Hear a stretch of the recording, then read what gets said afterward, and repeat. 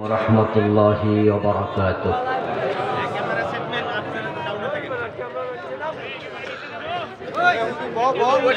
الحمد لله نحمده ونستعينه ونستغفره ونعوذ بالله من شرور أنفسنا ومن سيئات أعمالنا. من يهد الله فلا مضل له ومن يضلل فلن تجد له وليا مرشدا. وأشهد أن لا إله إلا الله وأن محمدا عبده ورسوله. أما بعد فقد قال الله تعالى في كلامه المجيد: أعوذ بالله من الشيطان الرجيم. بسم الله الرحمن الرحيم. والعصر إن الإنسان لفي خسر إلا الذين آمنوا وعملوا الصالحات وتواصوا بالحق وتواصوا بالصبر. قال النبي صلى الله عليه وسلم: ذاق طعم الإيمان من رضي بالله ربا وبالإسلام دينا وبمحمد نبيا ورسولا، أو كما قال النبي عليه الصلاة والسلام. সকলে মেহেরবানি করে দুরূদ ইব্রাহিম করুন। আল্লাহুম্মা সাল্লি আলা মুহাম্মাদিন ওয়া আলা আলি মুহাম্মাদ কামা সাল্লাইতা আলা ইব্রাহিম ওয়া আলা আলি ইব্রাহিম ইন্নাকা হামিদুম মাজিদ। আল্লাহুম্মা বারিক আলা মুহাম্মাদিন ওয়া আলা আলি মুহাম্মাদ كما باركت على إبراهيم وعلى آل إبراهيم إنك حميد مجيد. اللهم صل وسلم وبارك عليه.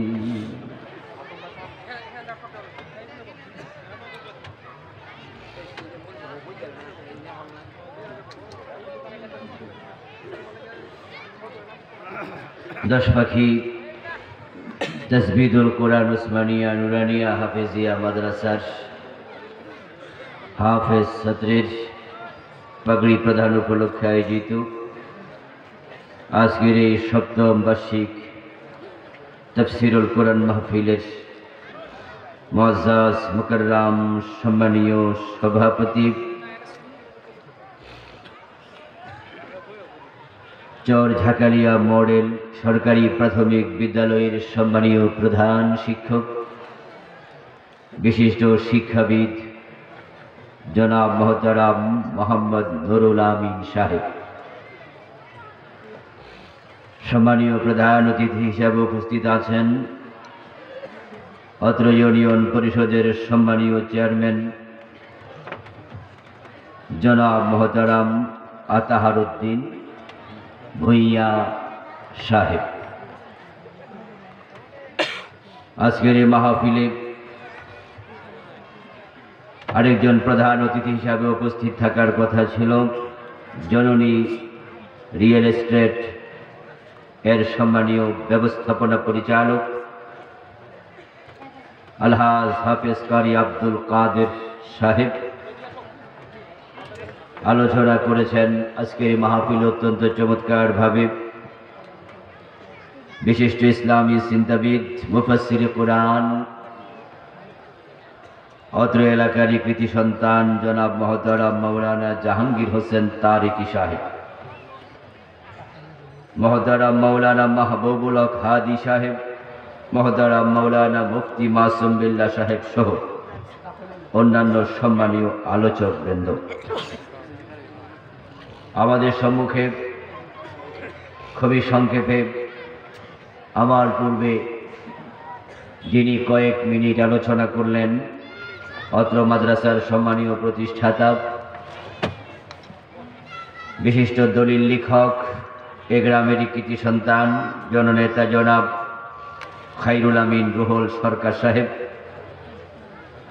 মহতারাম হাফিজ মাওলানা জুবায়ের আহমদ সাহেব সহ অন্যান্য সম্মানীয় উলামায়ে কেরাম, ইসলাম প্রিয় তাওহীদি জনতা, পর্দার অন্তরালের সতী সাধবী মা ও বোনেরা, আপনারা কেমন আছেন? মাশাআল্লাহ। আল্লাহ তাআলা আমাদের সকলকে ভালো রাখুন, সুস্থ রাখুন, ঈমানের সাথে রাখুন, বলুন আমিন। সম্মানীয় ভাইরা, আলহামদুলিল্লাহ আপনারা বসে গেছেন একবারে মৌচাকের মৌমাছির মতোই জিম ধরে। আগে আসার কারণে বসার সুযোগটুকু পেয়েছেন। যারা একটু দেরি করছে তারা কিন্তু দাঁড়ায় আছে। আমরা ওনাদেরকে একটু বসার সুযোগ দিতে চাই, যদি আপনারা রাজি থাকেন। দেবেন? মুসলমানকে ভালো কাজে সহযোগিতা করা দরকার আছে না নাই? তাআওয়ানু আলাল বিররি ওয়াত তাকওয়া। আল্লাহ তাআলার এই আদেশ আমরা আমল করতে চাই যে তোমরা ভালো কাজে পরস্পর সহযোগিতা করো।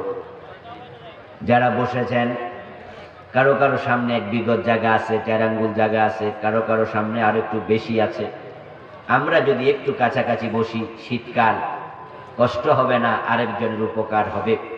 তো উপকারটুকু আমরা করতে চাই। আপনাদেরকে বিনীত আরজ করতে চাই, আমরা একটু নড়াচড়া দেই, সামনে যতটুকু জায়গা আছে অতটুকু ফিল আপ করি। প্রত্যেকে একটু নড়বেন, যার জায়গা নাই হেও নড়া দেবেন। মাশাআল্লাহ মাশাআল্লাহ। এই সুযোগে যারা দাঁড়ায় আছেন তারা দেখেন একটু বসা যায় কিনা। আর আমার ডান পাশে যে পর্দার কাপড় আছে, পর্দার কাপড় তুলে দেওয়া যেতে পারে। পর্দার কাপড় যদি মাহফিল কমিটির ভাইরা তুলে দেন তাহলে আশা করা যায় কেন কিছু ভাই বসে অথবা দাঁড়িয়ে কাছ থেকে আলোচনা শুনতে পাবে। আল্লাহ তাআলার পবিত্র জাতের লাখো কোটি শুকরিয়া জ্ঞাপন করছি যে মহান মনিব অত্যন্ত মেহেরবানি করে করোনার বিপর্যস্ত পরিস্থিতিতে আমাদেরকে সুস্থ রেখেছেন, নিরাপদ রেখেছেন। কোরআনের কথা বলার জন্য, শোনার জন্য আজকের এই মাহফিলে হাজির হওয়ার তৌফিক দিয়েছেন।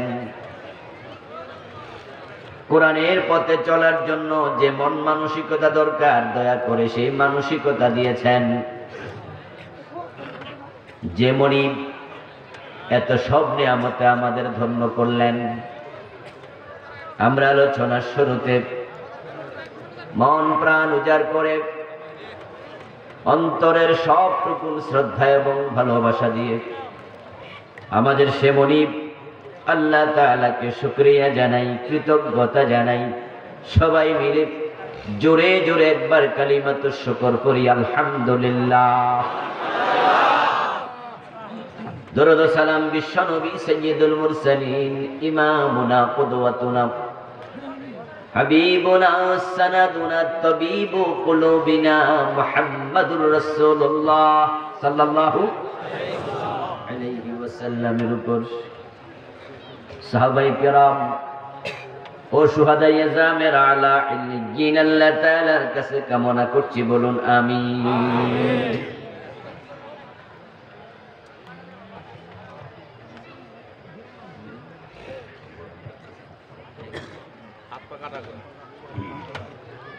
সম্মানীয় দ্বীনী ভাইয়েরা, আমি আপনাদের সম্মুখে পবিত্র কোরআন মাজিদ থেকে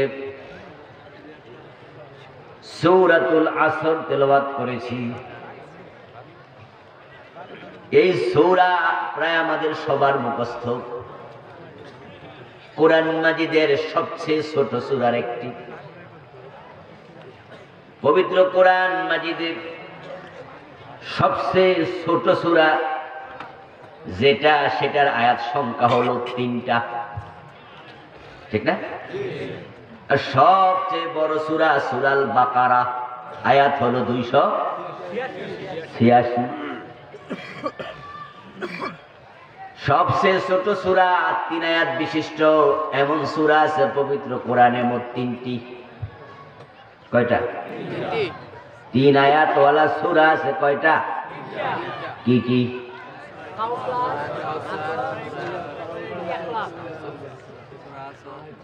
সূরা আসর যেটা আমি তেলাওয়াত করলাম, আরেকটা হলো সূরা কাউসার, আরেকটা হলো সূরা ইখলাস। তো 4 আয়াত। কোন সূরা? সূরা নাসর। কোরআন মাজিদের 3টি সূরা 3 আয়াত বিশিষ্ট, আসর, নসর, কাউসার। কি কি? আসর, নসর, কাউসার। অক্ষরের দিক থেকে সবচেয়ে ছোট হলো কাউসার, আয়াত 3, বাকি 2টির তুলনায় অক্ষর কম। সূরা কাউসার কোরআনের সবচেয়ে ছোট সূরা। আয়াতের দিক থেকে 3টির একটি সূরাতুল আসর আমি তেলাওয়াত করেছি। বিশ্বনবীর পবিত্র মুখনিসৃত একখানা ছোট্ট হাদিসে নববী পাঠ করেছি। আল্লাহ তাআলা তৌফিক দান করলে এখান থেকে কিছু কথা বলবো। ওয়া মা তৌফিকি ইল্লা বিল্লাহ। তৌফিক দেওয়ার মালিক একমাত্র আল্লাহ। সূরা আল আসর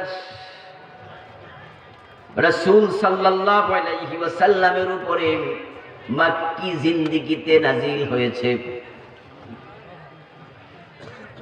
এজন্য এটাকে বলা হয় মক্কি সূরা। কি সূরা বলা হয়? মক্কি। হিজরতের পূর্বে যে সকল সূরা নাজিল হলো এগুলোর নাম মক্কি। হিজরতের পরে যে সূরা নাজিল হলো ওইগুলোর নাম হলো মাদানী। রাসূল সাল্লাল্লাহু আলাইহি ওয়াসাল্লাম এবং সাহাবাদের উপরে মক্কি জিন্দেগিতে সবচেয়ে বেশি জুলুম নির্যাতন করা হয়েছে। আল্লাহ তাআলা এই মক্কি সূরাগুলোর ভিতরে মুমিনদের মুক্তির কথা, সফলতার কথা, জান্নাতের কথা সবচেয়ে বেশি বলেছেন। কারণ নির্যাতন যেখানে শেষ, জান্নাতের নেয়ামত সেখানে হয়।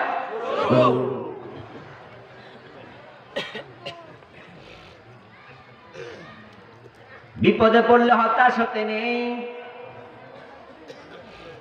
কারণ বিপদ মুসিবত নিজে নিজে আসে না। বিপদ মুসিবত সব কিছু আল্লাহর অনুমতি নিয়েই আসে।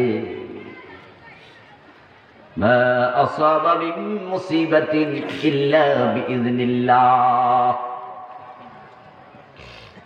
আল্লাহ তাআলা বলেন কোন মুসিবত আসে না আল্লাহর অনুমতি ছাড়া। যত বিপদ আসে, মুসিবত আসে, সব আপনার তাকদীরে লেখা ছিল, তাই আসছে। এই জন্য আমরা ইমানের যে মৌলিক অঙ্গে বিশ্বাস করি তার মাঝে একটা আছে ওয়াল কদরি খাইরিহি ওয়া শাররিহি মিনাল্লাহি তাআলা, আছে না? ওয়াল কদরি খাইরিহি, তাকদীরের ভালো, শাররিহি, তাকদীরের মন্দ, মিনাল্লাহি তাআলা, কার পক্ষ থেকে আসে? ইমানের মৌলিক 6টা অঙ্গ আছে। ওই 6টা অঙ্গের মাঝে তাকদীরের উপরে বিশ্বাস করা একটা। ইমানের মৌলিক অঙ্গ হলো মোট 6টা। কয়টা? বাংলাদেশের লোকেরা কয় 7টা। আসলে 7টা নয়, ইমানের মৌলিক অঙ্গ হলো 6টা। আমানতু বিল্লাহি ওয়া মালাইকাতিহি ওয়া কুতুবিহি ওয়া রুসুলিহি, এরপরে কি? ওয়াল কদরি খাইরিহি ওয়া শাররিহি মিনাল্লাহি তাআলা ওয়াল বাসি বাদাল মাউত। তো 6টা না? আমানতু বিল্লাহি ওয়া মালাইকাতিহি ওয়া কুতুবিহি ওয়া রুসুলিহি, ঈমান আনলাম আল্লাহর উপরে, তার ফেরেশতাদের উপরে, কিতাবের উপরে, রাসূলের উপরে। ওয়াল কদরি খাইরিহি ওয়া শাররিহি মিনাল্লাহি তাআলা, বিশ্বাস করলাম ভালো মন্দ সব আসে আল্লাহর পক্ষ থেকে। আল্লাহর পক্ষ থেকে ভালো মন্দ দুইটাই যেহেতু আসে, তাহলে মন্দকে খারাপ মনে করা যাবে না। মন্দের মাঝেও নিশ্চয়ই কল্যাণ আছে, অকল্যাণ থাকলে আল্লাহ মন্দটা পাঠাতেন না। এই জন্য বিপদ মুসিবতকে অকল্যাণের কারণ মনে করতে নেই। রাসূলুল্লাহ সাল্লাল্লাহু আলাইহি ওয়াসাল্লাম বলেছেন, মুমিনের বিষয়টা বড় আশ্চর্যজনক। যখন মুমিনকে কোন কল্যাণ স্পর্শ করে, তখন সে আল্লাহর প্রশংসা করে। আল্লাহ প্রশংসা শুনে খুশি হয়। আবার মুমিনকে যখন কোনো অকল্যাণ স্পর্শ করে, সে ধৈর্য ধারণ করে। ধৈর্যের কারণে আল্লাহ নিজে তার সঙ্গী হয়। ইন্নাল্লাহা মা'আস-সাবিরিন।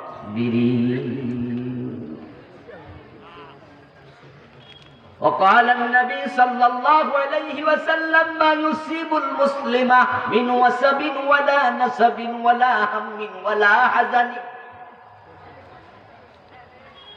حتى الشوك يشاكها إلا كفر الله بها خطاياه رواه مسلم।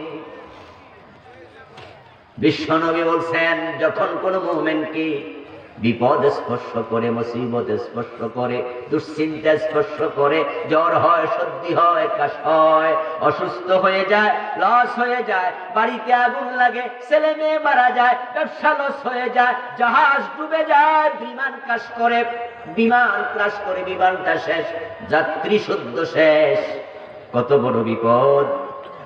এইভাবে মুসিবত যত আসে, ইভেন যদি তার গায়ে কোনো কাঁটা বিদ্ধ হয়, আল্লাহ তাআলা ওই কাঁটার ওসিলায় তার জীবনের গুনাহগুলো মাফ করতে থাকে।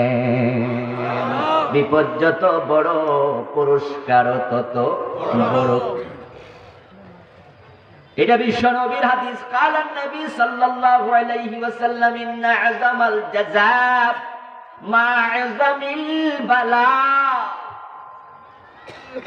নিশ্চয়ই বিপদ যত বড়, তার যাজাও তত বড়। মক্কাতে রাসূলের উপরে, সাহাবাদের উপরে জুলম হয়েছে বেশি, কঠিন পরিস্থিতি। যেই কালেমা পড়ে তাকে মার দেয়, অত্যাচার করে, বেলালের গলায় রশি লাগায়া টানছে শুধু কালেমার কারণে। হযরত খাব্বাব রাদিয়াল্লাহু তাআলা আনহুর পিঠের মাঝে আগুনের শেকা দিয়েছে, পিটাতে পিটাতে বেহুশ করেছে। ওই বেহুশ হওয়া নিথর দেহটা আগুনের কয়লা অঙ্গার মাটির মাঝে বিছায়া, তার উপরে শোয়াইয়া দিয়া বুকের মাঝে পাথর চাপা দিয়েছে। জ্বলন্ত অঙ্গারের কারণে হযরত খাব্বাব রাদিয়াল্লাহু তাআলা আনহুর পিঠ ফসকা ফুটে গেছে, ঘা হয়ে গেছে, ক্ষত হয়ে গেছে, গর্ত হয়ে গেছে। আম্মার ইবনে ইয়াসির রাদিয়াল্লাহু তাআলা আনহুর পরিবারের সব পুরা লোকেরা মক্কার উত্তপ্ত মরুতে পিটাইয়া সূর্যের তাপের দিকে মুখ করে বুকে পাথর দিয়া শুইয়ে দিয়েছে। আম্মার পরিবারের সদস্য মা সুমাইয়া রাদিয়াল্লাহু তাআলা আনহার লজ্জাস্থানে আবু জেহেল বর্ষা নিক্ষেপ করে উনাকে শহীদ করেছে। রাসূলুল্লাহ সাল্লাল্লাহু আলাইহি ওয়াসাল্লাম রাস্তা ধরে যাচ্ছিলেন, দেখলেন রাস্তার পাশে ইয়াসারের পরিবারের লোকেরা মজলুম। দুপুর বেলায় সৌদি আরবের মাটিতে খালি পা রাখা যায় না, ওই বালিগুলা গরম হয়ে যায় ওই ফোটার মতো। ওই মাটির মাঝে শোয়া, বুকের মাঝে পাথর চাপা দিয়া সূর্যের দিকে মুখ রেখেছে করে খালি গায়ে মাটিতে শরীর ফোস্কা পড়ে যায়। বিশ্বনবী দেখছেন, কিন্তু সহযোগিতা করার কোন সামর্থ্য নবী মুহাম্মাদের নেই। এখন এই চরম বিপদ যেখানে শেষ, সেখান থেকে জান্নাত শুরু হবে। তাই রাসূল বলেন, সাবরান আলা ইয়াসার ইন্না মাওইদাকুমুল জান্নাহ। ওই ইয়াসিরের পরিবার, ধৈর্য ধরো, ধৈর্য ধরো। আমি নবী মুহাম্মদ তোমাদেরকে সাহায্য করার ক্ষমতা আমার নাই, আমি সহযোগিতা করতে পারছি না, তবে আমি তোমাদের সবাইকে আল্লাহর জান্নাতের ওয়াদা দিয়ে দিলাম।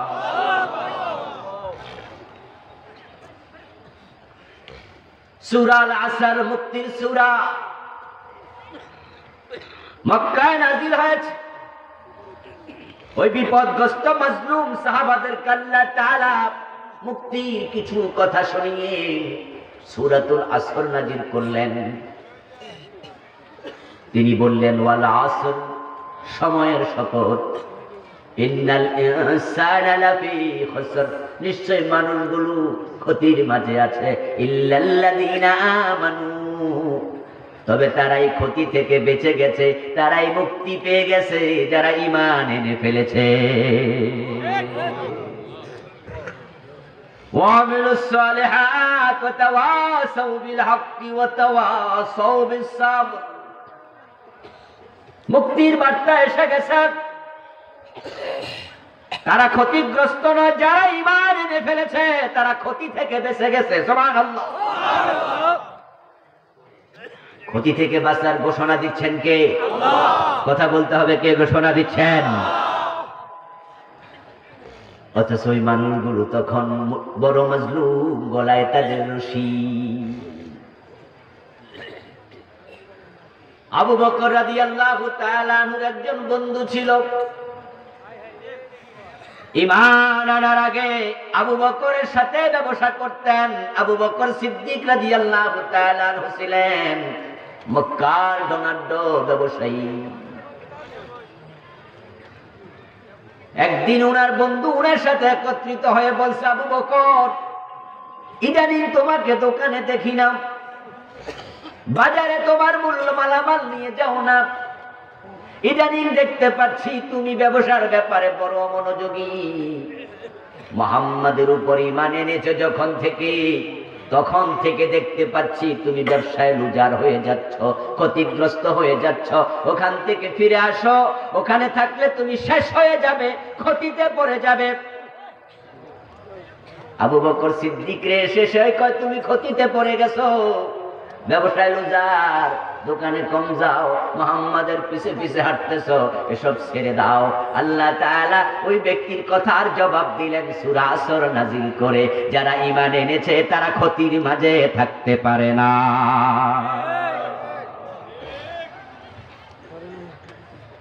ওয়াল আসর ইন্নাল ইনসানা লাফি খুসর। জীবনের কসম, আসরের কসম, সময়ের কসম, নিশ্চয় সব মানুষ ক্ষতিতে আছে, ইল্লাল্লাযীনা আমানু, তবে সে ক্ষতিতে নাই যে ঈমান এনে ফেলেছে।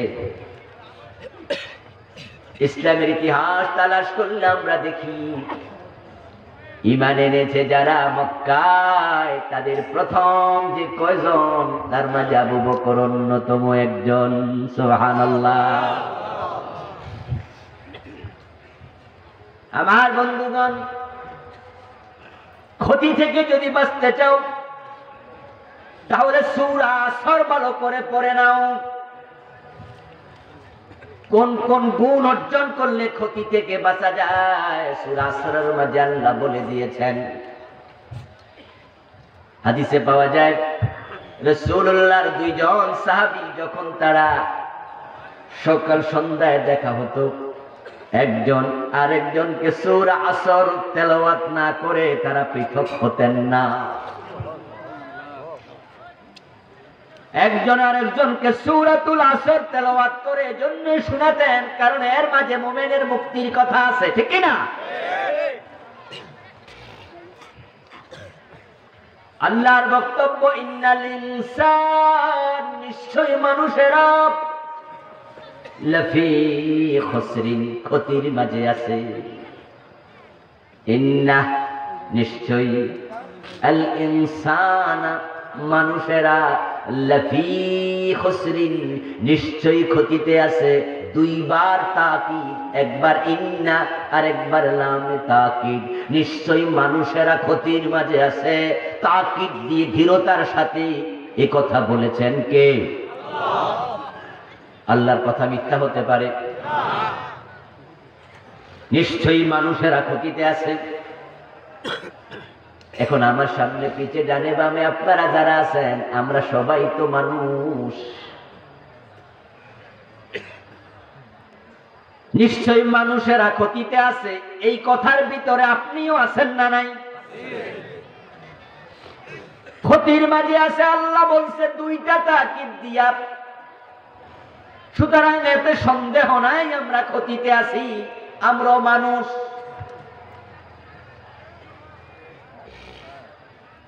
টেকনাফ থেকে লঞ্চে উঠলেন, জাহাজে উঠলেন, সেন্ট মার্টিন দ্বীপে যাবেন। বাংলাদেশেরই একটি চমৎকার প্রবাল দ্বীপ সেন্ট মার্টিন।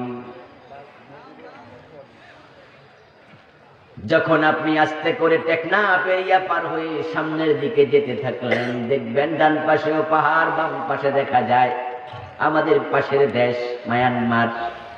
চলতে চলতে চলতে চলতে একটু যাওয়ার পরে দেখবেন ডানে বামে সামনে পিছে আর কিছু নাই, শুধু বঙ্গোপসাগর অথই জলরাশি দেখা যায়। চারদিকে পানি আর পানি। ওখানে যদি হঠাৎ করে আপনার লঞ্চটা ডুবে যায়, ওই ডুবন্ত লঞ্চে যতগুলা যাত্রী আছে সবগুলো ডুববে লঞ্চের সাথেই। এখন বন্ধু, ওই ডুবন্ত লঞ্চ থেকে বেঁচে যেতে পারে ওই মানুষগুলো, যেই মানুষগুলো সাঁতার জানে। যারা সাঁতার জানে না তাদের বাঁচার কোনো সম্ভাবনা নেই।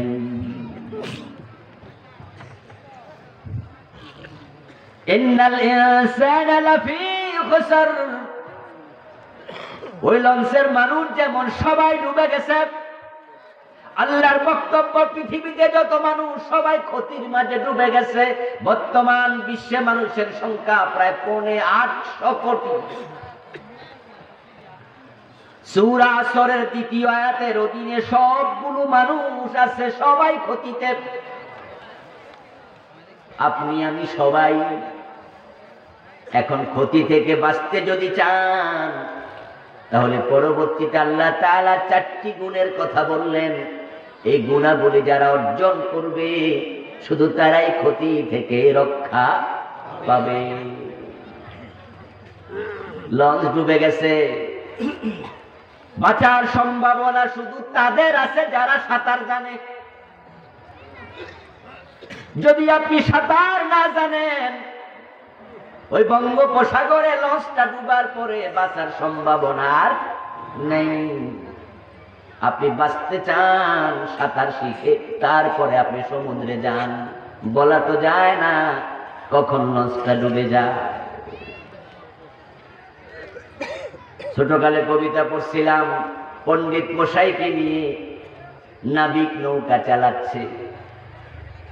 পণ্ডিত মশাই নাবিককে প্রশ্ন করতেছে, নাবিক তুই জানোস নাকি কেন পূর্ণিমা আসলে, কেন কোন কারণে নদীতে জোয়ার হয় বাটা হয়? পূর্ণিমাতে জোয়ার বাটা কেন হয়? নাবিক কই জানি না। তোর তো সাইরা নাই জীবনের মিশা। কিছুক্ষণ সামনে যায় আরেক প্রশ্ন করে, নাবিক কয় জানি না, কত রাটা নাই মিশা। আরেকটু সামনে যায় পণ্ডিত প্রশ্ন করে নাবিক রে আরেকটা, নাবিক উত্তর এটাও জানি না, 12 আনাই মিশা। আরেকটু আগানোর পর আকাশ হয়ে গেল কালো, দমকা হাওয়া বইতে শুরু করলো, যেই কোনো মুহূর্তে নৌকাটা ডুবে যেতে পারে। এবার নাবিক জিজ্ঞাসা করে, পণ্ডিত মশাই সাঁতার জানেননি? পণ্ডিত কয়, আমি তো সাঁতার জানি না।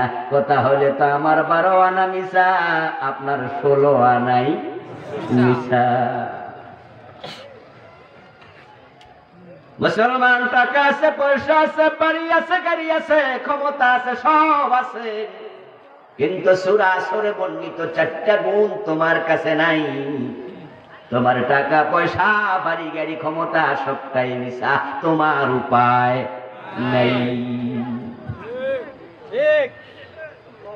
এই জন্য সূরা আসর থেকে দেব আল্লাহ তাআলার বর্ণিত 4টা গুণাবলী নিয়ে আজকে আলোচনা করব। আপনারা আমরা সবাই মিলে ওই গুণগুলো অর্জনের চেষ্টা করব। আল্লাহ আমাদের আমলের নিয়তে বলার এবং শোনার তৌফিক দান করুন, সবাই বলেন আমিন। আল্লাহ তাআলা জীবনের কসম কেন করলেন? আসর শব্দের অর্থ হলো ওয়াক্তুল আসর, আসরের টাইম। আল্লাহ আসরের সময়ের কসম করলেন, কারণ যখন প্রলয় হবে, কিয়ামত হবে একদিন, ওই সময়টা থাকবে আসরের সময়। রাসূলুল্লাহ সাল্লাল্লাহু আলাইহি ওয়াসাল্লাম বলেছেন, যার আসরের নামাজ ছুটে গেল, তার পুরা জীবনে যা অর্জন করেছে, দুনিয়ায় যা আছে সব যদি হারায়া যায়, যত লস হয়, আসর যা ছুটে যায় তার লস এর চেয়ে আরো বেশি।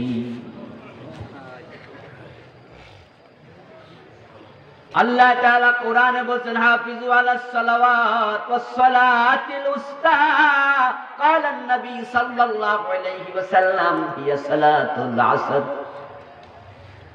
আল্লাহ বলেন, তোমরা সব নামাজের ব্যাপারে যত্নবান হও, বিশেষ করে মধ্যবর্তী নামাজ।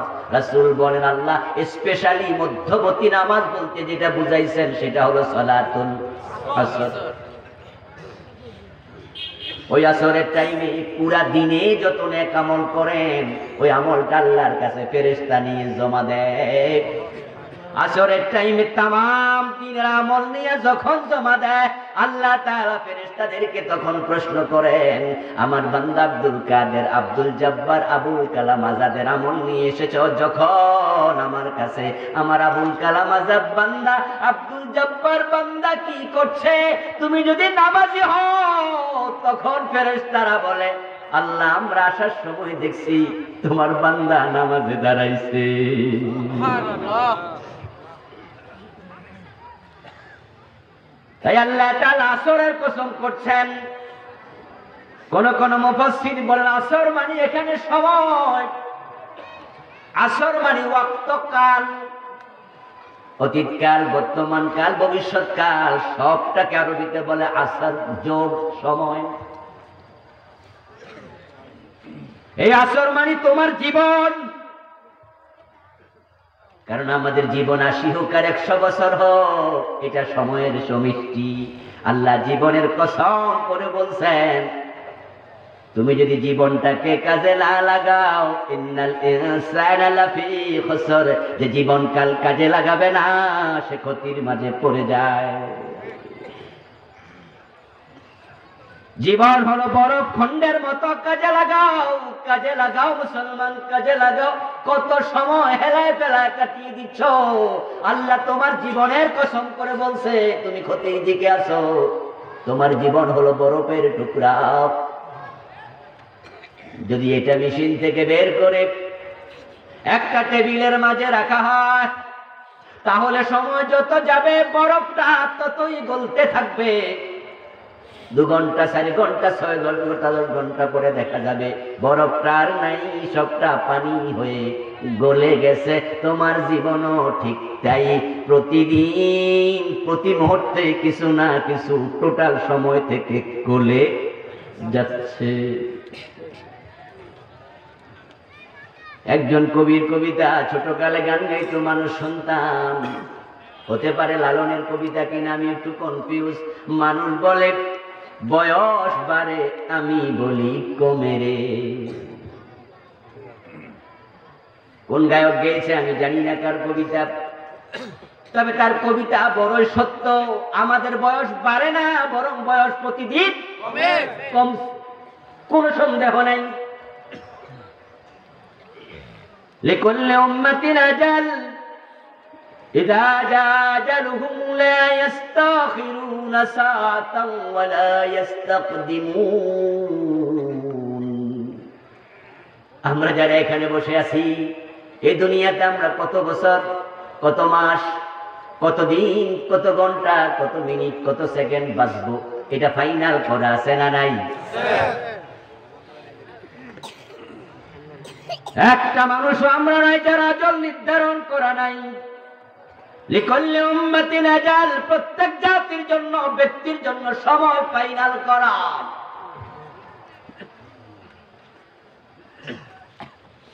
জাফাল কলামু বিমান তালা, কলম শুকায়া গেছে, লেখা শেষ, কলম শুকায়া গেছে, নতুন করে আর কোনো আঁক আসবে না। আমি আপনাকে যদি একটা সাদা কাগজ দেই, এই সাদা কাগজের মাঝে আপনাকে বললাম লেখো, তোমার নাম আপনি লিখলেন, লেখার পরে অক্ষর যখন শেষ, কালিও শেষ, এবার তাকায়া দেখলেন আপনার নামের এক জায়গায় রস্যকার ছিল, রস্যকারটা লেখা হয় নাই, কিন্তু কলমের কালি শেষ, সংশোধনের সুযোগ আর নেই। রাসূলুল্লাহ সাল্লাল্লাহু আলাইহি ওয়াসাল্লাম বলেছেন, মানুষ যখন মায়ের পেটে থাকে, প্রথম 40 দিন থাকে নুতফা, স্পার্ম, পানি। দ্বিতীয় 40 দিন সেটা হয় আলাকা, রক্তপিণ্ড। তৃতীয় 40 দিন সেটা হয় মুদগা, মাংসপিণ্ড। ফাকাসাউনাল ইজামা লাহমা। আল্লাহ কোরআনে বলছেন, প্রথম 40, দ্বিতীয় 40, তৃতীয় 40, 120 দিন পার হওয়ার পরে ওই মাংসপিণ্ডের ভিতরে আমি হাড্ডি ঢুকাইয়া দেই, ওই হাড্ডিটাকে আবার মাংস দিয়ে ঢেকে মানুষ বানাইয়া ফেলি। ফাতাবারাকাল্লাহু আহসানুল খালিকিন। তোমার চোখ হয়েছে, কর্ণ হয়েছে, নাসিকা হয়েছে, হাত পা সব হয়েছে, অবয়ব তৈরি, একটি পুতুলের স্ট্রাকচারের মতো ডিজাইন হয়েছে, কিন্তু তোমার কোনো নড়াচড়া নাই।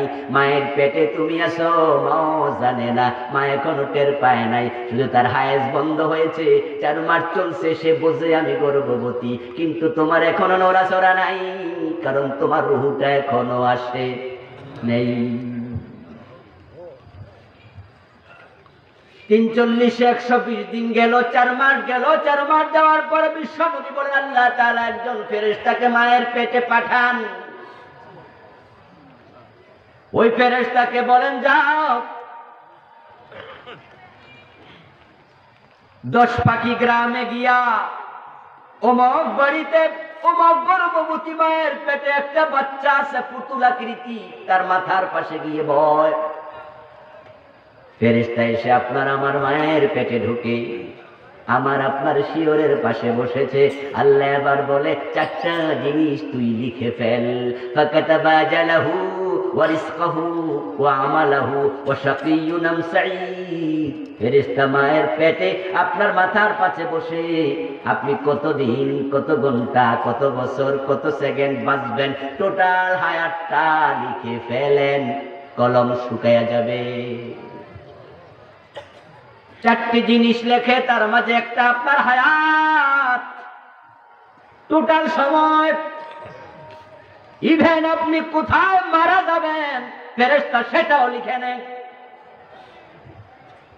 قال النبي صلى الله عليه وسلم إذا قضى الله لعبد أن يموت بأرض جعل له إليها حاجة। আপনি মারা যাবেন যে জায়গায়, ওই কথাটাও লিখে অমুক জায়গায় অমুক টাইমে মারা যাবে। জীবনে জীবনে কোনোদিন সেখানে যান নাই, মরার আগে কোনো না কোনো ওসিলায় আল্লাহ আপনারে সেখানে পৌঁছাবেন, তারপরে আজরাইল খপ করে ধরবে।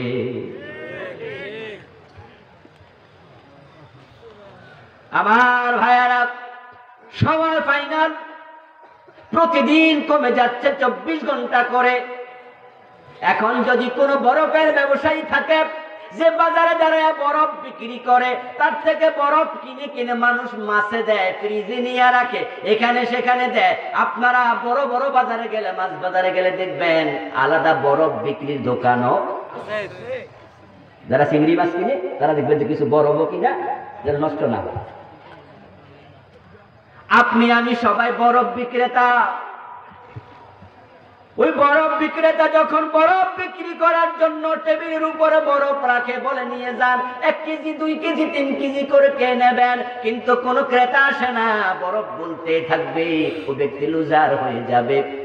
তাই যত তাড়াতাড়ি বিক্রি করা যায় তত পকেটে টাকা ঢুকবে। জীবন তোমার নির্ধারিত কাজে যদি না লাগাও প্রতিদিন কমে যাবে, এক পর্যায়ে তুমি ক্ষতির মাঝে পড়ে যাবে। এই জন্য আল্লাহ তাআলা আপনারা আমার জীবনের কসম করলেন, আসর মানে সময়, জীবন। এবার বলছেন সবাই ক্ষতির মাঝে আছো, যদি বাঁচতে চাও 4টে গুণ অর্জন করো। ইল্লাল্লাযীনা আমানু, প্রথম গুণ হলো ঈমান আনতে হবে। দ্বিতীয় গুণ ওয়া আমিলুস সালিহাত, ঈমান আনলে চলবে না, নেক আমল করতে হবে। 3 নাম্বার গুণ ওয়াতাওয়াসাউ বিল হক, একা একা নেক আমল করলে হবে না, সমাজে যারা আছে তাদেরকেও হকের কথা বলতে হবে। 4 নাম্বার ওয়াতাওয়াসাউ বিস সাবর, হকের পথে থাকতে গেলে বিপদ মুসিবত আসার সম্ভাবনা আছে না নাই? তখন ধৈর্যের প্রয়োজন আছে না নাই? হকের পথে চলতে যাইবা, বিপদ আসবে না এটা হতে পারে না। হকের পথে চলতে গেছে নবী মুহাম্মাদের দাঁত থাকে না, হিজরত করা লেগেছে, মুসা নবী দেশ ত্যাগ করতে হয়েছে, ইব্রাহিম নবীকে আগুনে পড়তে হয়েছে। হকের পথে চলতে গিয়া আমির হামজার কলিজা নাই, হকের পথে চলতে গিয়া ইমাম হুসাইনের কল্লা থাকে না। হকের কথা বলতে গিয়া দেখো না আল্লামা মামুনুল হক মাহফিল করতে পারে না।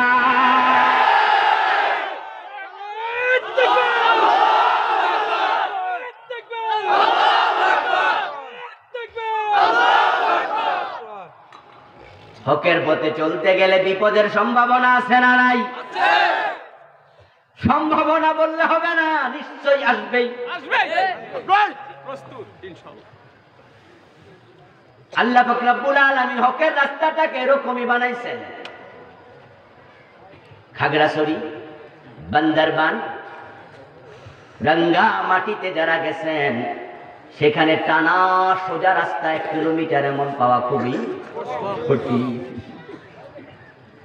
একটা জীবিত সাপকে যদি রাস্তায় ছেড়ে দিয়ে আপনি কোন সোজা হাঁটতে পারবেন?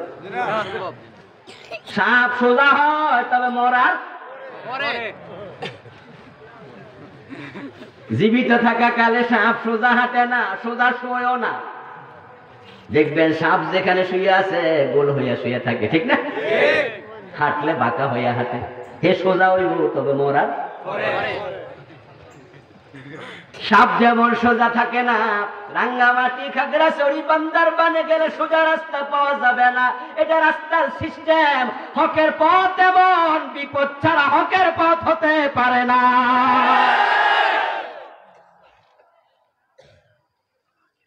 এজন্য তো বিশ্ব নবী বলেছেন, কালান নবী সাল্লাল্লাহু আলাইহি ওয়াসাল্লাম আশাদ্দুন নাসি বালাআন আল আমবিয়া সুম্মাল আমসালু ফাল আমসাল। রাসূলুল্লাহ সাল্লাল্লাহু আলাইহি ওয়াসাল্লাম বলেন, সহিহ বুখারীর riwayat, নিশ্চয় জমিনে যত বালা যত মুসিবত এসেছে, সবচেয়ে বেশি মুসিবত এসেছে আল্লাহর নবীদের উপরে। নবীদের মতো বিপদ মুসিবত আর কারো উপরে আসে নেই। নবীরা যে বিপদে পড়ছে, নবীরা কি খারাপ মানুষ ছিল? কারো কাছে চাঁদা চাইছে? কারো জমিন দখল করছে? কটু কথা বলছে? বিপদ আসার কারণ তারা হক পথে চলেছে। হকের রাস্তাটাই আঁকা বাঁকা, এটা বিপদ সংকুল, এটা বন্ধু, এটা মরুমত, এটা কণ্টকাকীর্ণ, এটা বড় পিচ্ছি, এটা বড় কাঁটাওয়ালা। জান্নাতের পথ কখনো ফুল বিছানো থাকে না।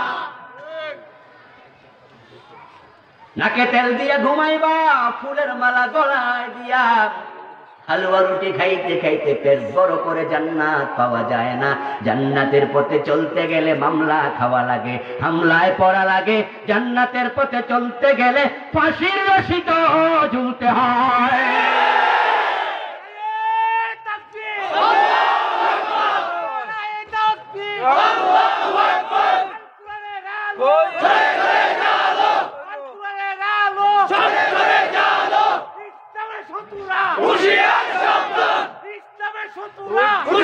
আমার ভাইয়ারা, নবীদের উপরে সবচেয়ে বেশি বিপদ এসেছে আমরা ইতিহাসের পাতায় পাই। ওই বিপদটা যদি নবী পর্যন্ত শেষ হয়ে যেত, আমরা বেঁচে যেতাম। কিন্তু বিশ্বনবী বলেন, সুম্মাল আমসালু ফাল আমসাল, এই বিপদ শেষ হবে না। নবীর রাস্তায় চলবে যে বিপদে মুসিবতে পড়বে। সূরা বাকারাতে আপনারা পড়ছেন, ওয়ালানাবলুওয়ান্নাকুম বিশাইইম মিনাল খাউফি ওয়াল জু'i ওয়া নাকসিম মিনাল আমওয়ালি ওয়াল আনফুসি ওয়াস সামারাত। ওয়ালানাবলুওয়ান্নাকুম লামে তাকিদ নুনে সাকিলা। আল্লাহ তাআলা দুটা তাকিদ দিয়ে বলে, আমি অবশ্যই অবশ্যই তোমাদেরকে পরীক্ষা করবই। কিসের পরীক্ষা? অঙ্ক, ইংরেজি, ভূগোল, বিজ্ঞান। মিনাল খাউফ, সুবহানাল্লাহ পড়েন। আমি পরীক্ষা করব ভয় ভীতি দিয়ে। হক কথা বলতে গেলে আবু জেহেল খেপে যাবে, আবু লাহাব খেপে যাবে, ঠিক না? উতবা সাহেবা খেপে যাবে। তোমার চাকরি থাকবে না, তুমি ঘরে ঘুমাতে পারবে না, মামলা দিয়ে দেবে, দোষ লাগবে না, চুরি ডাকাতি করা লাগবে না, তুমি মামলার আসামি হওয়া লাগবে। হকের পথে চলা সহজ না। তুমি চুপ করে থাকো, অন্যায় দেখে তুমি চুপ থাকো, বোবার কোনো শত্রু নাই। আর কথা বলতে যাও, বিপদে পড়ে যাইবা। ওই জালেমরা ওসিলা ধরে তোমারে জেলে ঢুকাইয়া দেবে। এজন্য তো মুমিনরা অন্যায় করে না, অন্যায় দেখে চুপ করেও থাকে না। আর যারা চুপ থাকে না, তারা আরামেও থাকতে পারে না। চুপ করে থাকবা, অন্যায় মানুষ করছে, আমার কি, আমি চুপ করে থাকলাম, কথা বললাম না, তাই বিপদ আসার কোনো সম্ভাবনা নাই। আমি চুপ থাকলাম, মনে মনে যদি ভাবি আমি তো আর অন্যায় করি না, আমি জান্নাত পাবো না কেন? আমি তো অন্যায় করি নাই। কিন্তু অন্যায়ের বিরুদ্ধে কথা বলতে গেলে জেলে যাওয়া লাগে, মামলা খাওয়া লাগে, ব্যবসা জরিমানা হয়, লুট হয়, এ হয়, সে হয়। তাই আমি চুপ। তুমি চুপ করে জান্নাত পাইবা কেমনে? যে চুপ থাকে অন্যায় দেখে, তাকে তো শয়তান বলা হয়েছে। আস-সাকিতু আনিল হাক্কি শায়তানুন আখরাস। যে ব্যক্তি অন্যায় দেখে চুপ করে থাকে, সে বোবা শয়তান হয়ে যায়।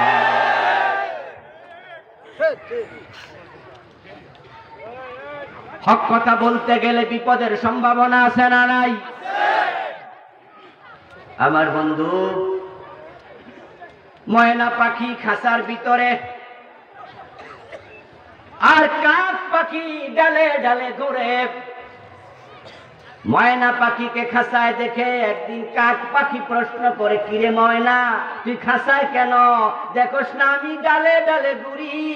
তখন কাক পাখিরে ময়না পাখি কয়, আমি কথা বলি তাই আমাকে খাঁচায় রাখা হয়।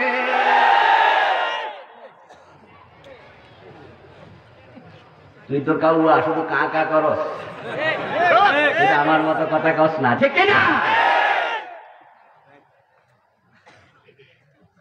আমার বন্ধু বিপদ আসবে, মুসিবত আসবে, ওই বিপদ মুসিবতের সময় ধৈর্য দরকার আছে না? না। তাই জান্নাতি হতে চাও, ক্ষতি থেকে বাঁচতে চাও, 4 নাম্বার গুণ হলো এক মুমিন আর এক মুমিনকে ধৈর্যের উপদেশ দেবে। এই 4টা গুণ অর্জন করুন, মুক্তি পাবেন। টাকা পয়সা আপনাকে মুক্তি দেবে না, মুক্তি দেবে আপনাকে ঈমান, ঠিক না? হযরত বেলাল মুক্তি পেয়েছেন ঈমানের কারণে। কোটি টাকা ছিল, কারণ মুক্তি পায় নাই। আমার মুসলমান ভাইরা, ঈমান ঈমান ঈমান, 1 নাম্বার গুণ ঈমান আনো। ক্ষতি থেকে বাঁচতে চাইলে ঈমান আনো। মনে মনে বলছেন, হুজুর আমরা তো ঈমান এনেছি কতই আগে। আমি বলবো, দোস্ত, হ্যাঁ তুমি কালেমা পড়েছো, এই কথা নিয়ে আমার কোনো দ্বিধা নেই, কোনো সন্দেহ নেই, কিন্তু তুমি মুমিন হয়েছো কিনা নিজেকে যাচাই করো। কালেমা পড়েছো, কালেমা পড়লে মুমিন হওয়া যায় না। মুমিন হওয়ার জন্য কালেমা পড়া লাগে, কিন্তু কালেমাওয়ালাদের মাঝে আব্দুল্লাহ ইবনে উবাইর মতো মুনাফিকও আছে না? নাই। আব্দুল্লাহ ইবনে উবাই কি কালেমা পড়ে নাই? আপনি কালেমা পড়েছেন কার হাতে? মসজিদের ইমামের হাতে, ছোটবেলা মক্তবে। আপনার ইমামের যোগ্যতা আলেম পাস, ফাজিল পাস, দাওরা পাস, টাইটেল পাস, কিন্তু আব্দুল্লাহ ইবনে উবাই কালেমা পড়েছে নবী মুহাম্মদুর রাসূলুল্লাহর হাতে।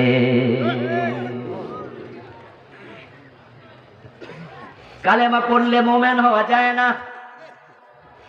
কালেমা পড়লে যদি মুমিন হওয়া যেত, নরসিংদীর গিরিশচন্দ্র সেন মুমিন হওয়ার কথা। কারণ কুরআন মাজিদের বাংলা অনুবাদ করার সময় লা ইলাহা ইল্লাল্লাহ কালেমা উনি পড়ে নাই, গবেষণা করে নাই, বারবার লেখে নাই, কিন্তু কালেমার কারণে উনি মুমিন হয়েছে। এই জন্য কালেমাওয়ালা মুমিন হও, কালেমা পড়া মুমিন হইও না। কালেমা মুনাফিকরাও পড়ে, কালেমাওয়ালা হও।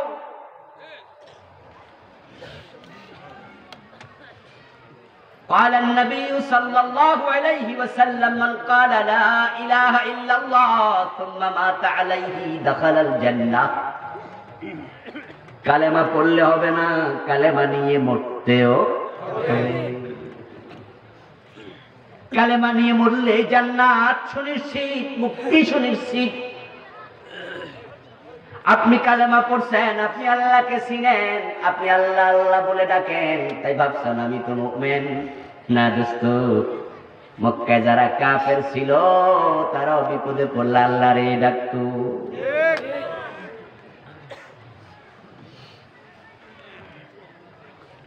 কাবার মুতাওয়াল্লি রাসূলুল্লাহর দাদা আব্দুল মুত্তালিব, যার নেতৃত্বে কাবার ভিতরে বাহিরে 360 মূর্তি ছিল। ওই আব্দুল মুত্তালিব কাবার সভাপতি, কাবার সংরক্ষণ কমিটির সভাপতি, মুতাওয়াল্লি, লিডার। ওনার ছেলে রাসূলের চাচা আবু তালেব ওনার দ্বীনের উপরে মারা গেছে, বাবার দ্বীনের উপরে মারা গেছে। রাসূল বলছেন আবু তালেব জাহান্নামী, ওয়া হুয়া মুনতাইলুম বিনালাইন ইয়াগলি মিনহুমা দিমাগুহু। আবু তালেবের পায়ের তলায় 2টি চটি জুতা জাহান্নামের আগুন দিয়ে বানিয়ে পরিয়ে দেয়া হবে। ওই 2টি চটি জুতার উত্তাপে আবু তালেবের মাথার মগজ টকবক করে ছিটতে থাকবে আবাদুল আবাদ, চিরকাল। وكان آخر كلامه كلمهم هو على ملة عبد المطلب। আবু তালেবের শেষ কথা ছিল, আমি আমার বাবা আব্দুল মুত্তালিবের ধর্মের উপরে মারা গেলাম। আব্দুল মুত্তালিবের ধর্মের উপরে মারা গেলে চিরকাল জাহান্নামী হওয়া লাগে, অথচ আব্দুল মুত্তালিব কাবার সভাপতি। এই আব্দুল মুত্তালিব যে 360 মূর্তির পূজা করত, সে আবার আল্লাহকে ডাকতো। রাসূলুল্লাহ সাল্লাল্লাহু আলাইহি ওয়াসাল্লামের জন্মের 50 দিন আগে আব্রাহা এসেছিল কাবা ভাঙার জন্য। সূরা ফিল নাজিল হয়েছে যে প্রসঙ্গে, আলাম তারা কাইফা ফাআলা রাব্বুকা বিআসহাবিল ফিল আলাম ইয়াজআল কাইদাহুম ফি তাদলিল ওয়া আরসালা আলাইহিম তায়রান আবাবিল ফাজআলাহুম কাআসফিম। হে নবী, তুমি কি দেখোনি আল্লাহ হাতিওয়ালাদের সাথে কি আচরণ করেছে? অথচ নবী মুহাম্মদ তখন মায়ের পেটে, জন্মের 50 দিন আগের ঘটনা। তাদেরকে আল্লাহ ভুসি বানিয়ে দিয়েছে, পশুর চিবানো ভুসি। আব্রাহা এসেছে ইয়ামান থেকে, কাবা ভেঙে মাটির সাথে চুরমার করে লুটিয়ে দেবে, একবারে মাটির সাথে মিশিয়ে দেবে অনেকগুলো হাতি নিয়ে। কিন্তু হাতিগুলো কাবার অনেক দূরে, আরাফা এবং মুজদালিফার কোনা বরাবর একটা জায়গা, ওই জায়গার নাম আল ওয়াদি আল মুহাসসার। কি নাম? ওয়াদিউল মুহাসসার। ওখানে এসে হাতিগুলো বসে গেল। আব্রাহার বাহিনী হাতিগুলোকে পিটায়, হাতি নড়ে না।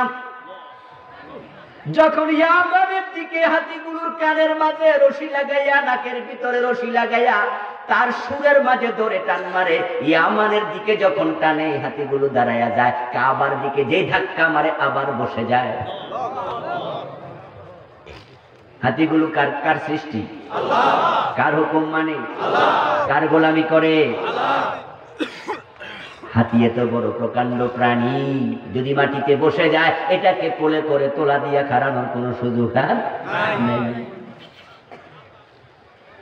কয়েকদিন চলে গেল, ধাক্কা ধাক্কি করতে করতে সাথে যে খেজুর ছিল, পানি ছিল, সব শেষ। আব্রাহার লোকেরা আব্রাহাকে জানালো, মহাশয় খাবার তো শেষ। আব্রাহা কয়, খাবার যদি শেষ হয় তাহলে মরুভূমিতে যা, ছাগল টাগল সেখানে যা পাস, যাদের কোনো উট থাকবে, বকরি থাকবে, ধরে নিয়ে আয়, জবাই করে করে খেতে থাক। যদি বাধা দেয় বলবি আব্রাহার অর্ডার, যদি বাধা দেও তোমারও নিয়ে যাবো, অর্ডার আছে, আমার ঠেকায় কে? সৈন্যরাই অর্ডার পাই আর দেরি করে নাই, মরুভূমির দিকে দৌড় মারছে। গিয়ে দেখে এক রাখাল অনেকগুলো ছাগল চড়াচ্ছে। রাখালের কাছে গিয়ে কয়েকটা ছাগল ধরে রওনা দিছে। রাখাল বলে, থামো, তোমরা কারা? কার ছাগল কে নেয়? এই ছাগলের মালিক তো আমি না। তখন বলে, বাধা দিও না, আব্রাহার অর্ডার আছে, বাধা দিলে তোমারও ধরে নেয়ার হুকুম। রাখাল বলে, কোন আব্রাহা?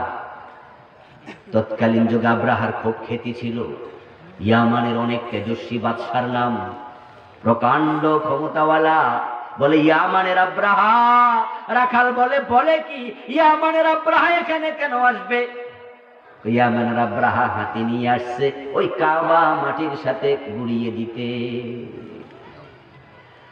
রাখাল আর দেরি করে নাই। রাখালটা ছিল রাসূলের দাদা আব্দুল মুত্তালিবের রাখাল।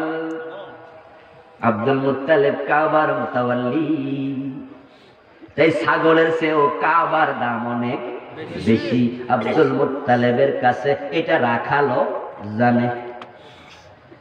তা ছাগলের পথে ছাগল থাকুক, ছাগল রাইখা দৌড় মারছে মক্কায়। আব্দুল মুত্তালিবকে খবর দিল।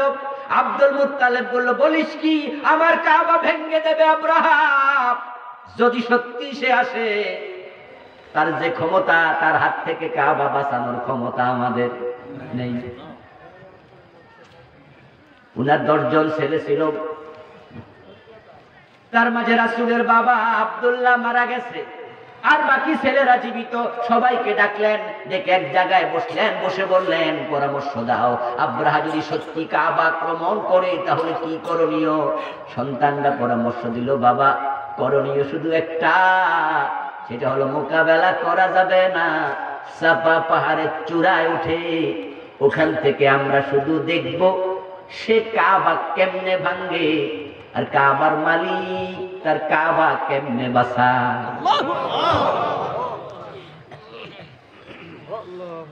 যদি কাবার মালিক কাবা না বাঁচায়, কাবা সে ভেঙে দিয়ে চলে যাবে, আমরা পরে আবার বানাবো। কিন্তু যদি আমরা বাধা দিতে যাই, সে আমাদেরকে মারবে, কাবাও ভাঙবে, বানানোর লোক তো আর নাই। সন্তানদের পরামর্শ আব্দুল মুত্তালিবের কাছে ভালোই ঠেকলো, ওকে তাই হবে। তবে রাখালের কথা সত্য না মিথ্যা এটা একটু আগে যাচাই করে দেখি। তাই একটি তেজস্বী ঘোড়া নিয়ে ঘোড়ার পিঠে উঠলো, দৌড়াইয়া চলে গেল ওয়াদি আল মুহাসসার। ওই জায়গায় গিয়ে দেখে ঠিকই অনেক সৈন্য। আব্রাহার খোঁজ করে মানুষকে জিজ্ঞাসা করে করে সামনে গিয়ে আব্দুল মুত্তালিব ঘোড়ার পিঠ থেকে নামলেন, নেমে পরিচয় দিলেন, আমি কাবার মুতাওয়াল্লি আব্দুল মুত্তালিব, আপনার আগমনের খবর পেয়ে আপনার কাছে এসেছি। আব্রাহা বলে, কেন এসেছো? আব্দুল মুত্তালিব বলে, আসার কারণ আপনার লোকেরা আমার ছাগল নিয়ে আসছে, ওই ছাগলগুলো ফিরিয়ে দেন। আব্রাহা অট্ট হাসি দিয়ে বলে, পাগল কারে কয়? তুমি কি শোনোনি আমি তোমার কাবা ভাঙতে আসছি, যে কাবার মুতাওয়াল্লি পরিচয় দিছো? তুমি যে কাবার ব্যাপারে কিছুই বলো না, ছাগল ছাগল করো কেন? ছাগলের দাম কয় পয়সা? তখন আব্দুল মুত্তালিব বলে, ছাগলের মালিক আমি, কাবার মালিক আল্লাহ, আমারটা আমারে দেন। আর কাবা ভাঙতে যান, উনি কিভাবে বাঁচাবেন এটা উনার ব্যাপার। আব্দুল মুত্তালিব ছাগল যে কয়টা ছিল সেই কয়টা নিয়ে চলে আসছে মক্কায়। কাবা তার মালিকের হাতে ছেড়ে দিছে, সন্তানদেরকে নিয়ে আবার মিটিং এ বসছে। রাখালের কথা সত্য, আব্রাহা এসেছে কাবা ভাঙতে, অনেকগুলো হাতি তার সাথে আছে। আজকে রাতে আক্রমণ হতে পারে, বলা তো যায় না কখন আক্রমণ করে কি করতে পারি বলো। সন্তানেরা বলে, সিদ্ধান্ত তো একটাই, আমরা সাপা পাহাড়ের চূড়ায় চলে যাব। আব্দুল মুত্তালিব বলে, আমিও একমত, তবে কখন যে আক্রমণ করে বলা তো যায় না। তাই আসো আগে কাবার মালিকের কাছে কাবাটা সুপর্দ করে যাই। সন্তানদেরকে সাথে নিলেন, বললেন কাবার চারদিকে কাবার গিলাফ জড়াইয়া ধরো। সবাই গিলাফ জড়াইয়া ধরলো। আব্দুল মুত্তালিব দোয়া করা শুরু করলেন, আল্লাহুম্মা ইন্নাল আবদা ইয়ামনাউ রিহলাহু ফামনা রিহালাক, ইয়া রাব্বি লা আরজু লাহুম সিওয়াকা, ইয়া রাব্বি ফামনা মিনহুম হিমাকা। আওয়াজ দিয়ে বলেন সুবহানাল্লাহ। তাফসীর কাশফ প্রণেতা সূরা ফিলের ব্যাখ্যায় আব্দুল মুত্তালিবের দোয়াটা উল্লেখ করলেন। তাফসীরে বাইজাবি প্রণেতা এনেছে, ইবনে কাসির প্রণেতা এনেছে। সূরা ফিলের ব্যাখ্যায় দোয়া আনলেন। আব্দুল মুত্তালিব বলতেছে, আল্লাহুম্মা আল্লাহুম্মা, তো হলো হে আল্লাহ, ইন্নাল আবদা ইয়ামনাউ রিহলাহু ফামনা রিহালাক।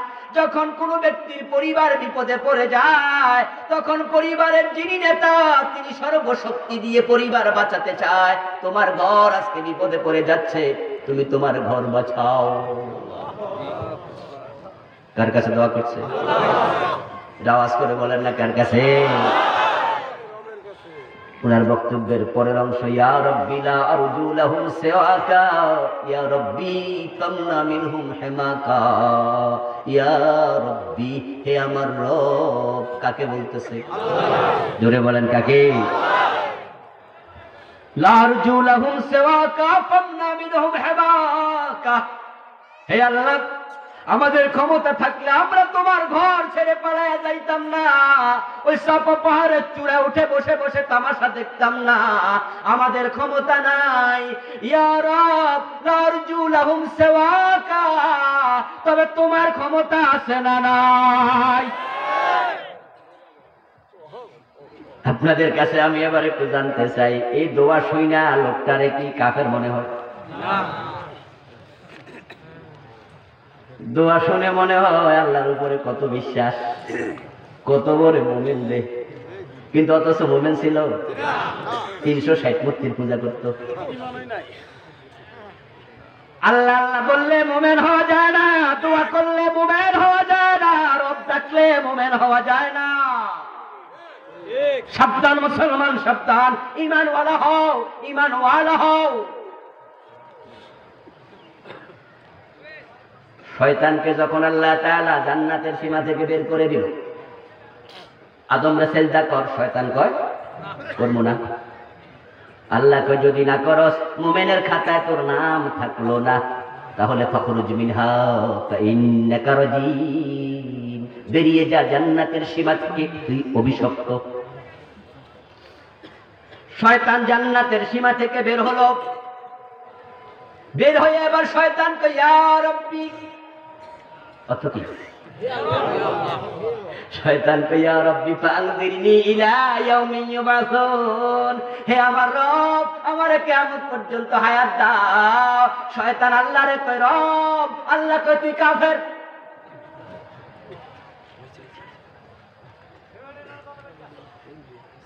শয়তান কয় আমার রব, আল্লাহ কয় কাফের।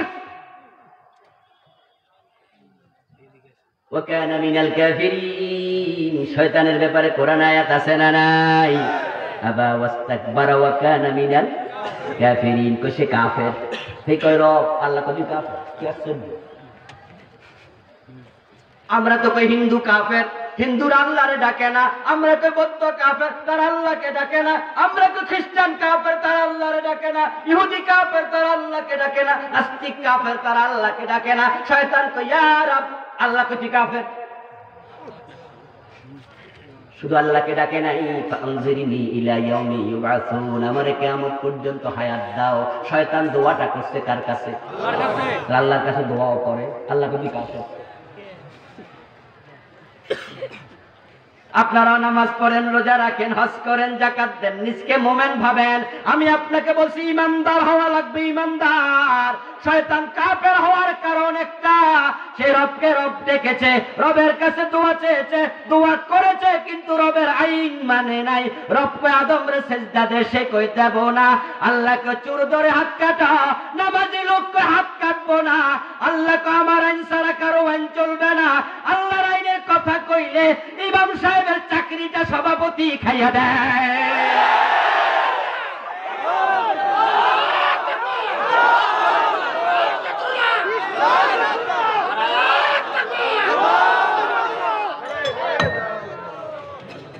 আমার ভাইয়েরা, আল্লাহর আইনের কথা বললে চেহারা কালো হয়ে যায়, এমন নামাজি আছে না নাই? আওয়াজ করুন তো, শয়তান কাফের হলো আল্লাহর কয়টা আইন না মানার কারণে? কয়টা?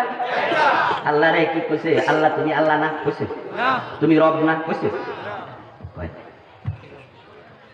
হে আল্লাহর আল্লাহ চিনে, আল্লাহরে রব ডাকে, কিন্তু রব কয় উসজুদ লি আদম, সিজদা কর, কয় না। আল্লাহর একটা আইন অমান্য করছে, অস্বীকার করছে, অস্বীকৃতি জানাইছে, মানবো না। আল্লাহকে তোর ঈমান আর থাকলো না, তুই বেঈমান। সফল হতে হলে ঈমান দরকার আছে না নাই? এটা প্রথম শর্ত। শয়তান আল্লাহর একটা আইন মানলো না, ঈমানটা তার থাকলো না। এবার আপনারা দেখুন তো, কোরআনে চোর ধরে হাত কাটার আইন আছে না নাই?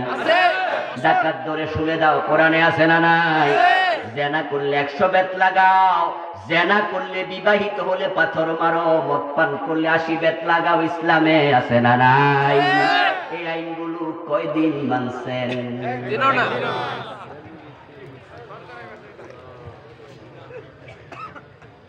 শয়তান একটা মানলো না, তার ঈমানটাই থাকলো না। আর আপনি আমি ডজন ডজন বাদ দিতেছি, বরং আল্লাহর আইন তো মানে না। যারা মানে তাদেরকে উল্টা জেলে দিয়ে দেয়, উল্টা গালি দেয়, চেহারা কালো হয়ে যায়। আমাদের মসজিদে এসব পাওয়া যাবে না, ঠিক না বেশি? আমাদের মসজিদে এই ওয়াজটি কইলেন না, শুধু ইমাম সাহেবের না, আমরা যারা বক্তা আছি আমরারও কানে কানে কয় হুজুর সময় বেশি বালা। এগুলো আপাতত কই হুজুর, আমরাও বুঝি এগুলো লাগবে, তো সময় আইলে কই। ও আমার ভাই, সময় আসবে তখন বলবো, সুসময়ে অনেকে বন্ধু বটে হয়, অসময়ে হায় হায় কেউ কারো নয়। সুসময়ে বন্ধু চিনা যায় না, দুঃসময়ে চিনা যায়। ঈমানওয়ালা হওয়া লাগবে। আব্দুল মুত্তালিবের অপরাধ ছিল সে মুশরিক, সে আল্লাহকে চিনে, আল্লাহকে জানে, রব বলে ডাকে, কিন্তু আল্লাহর সাথে অন্য কেউ শরীক করে, মূর্তি পূজা করে। ঠিক বাংলাদেশে আজকে মুসলমানেরা রাস্তার মোড়ে মোড়ে মূর্তির সংস্কৃতি চালু করে দিচ্ছে।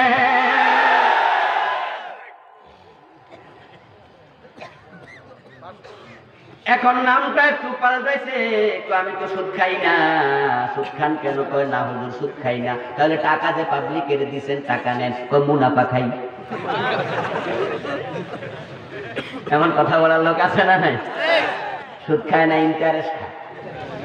নামটা পাল্টাইছে, সুতরাং এটা এখন খাওয়া যায় হয়ে গেছে না।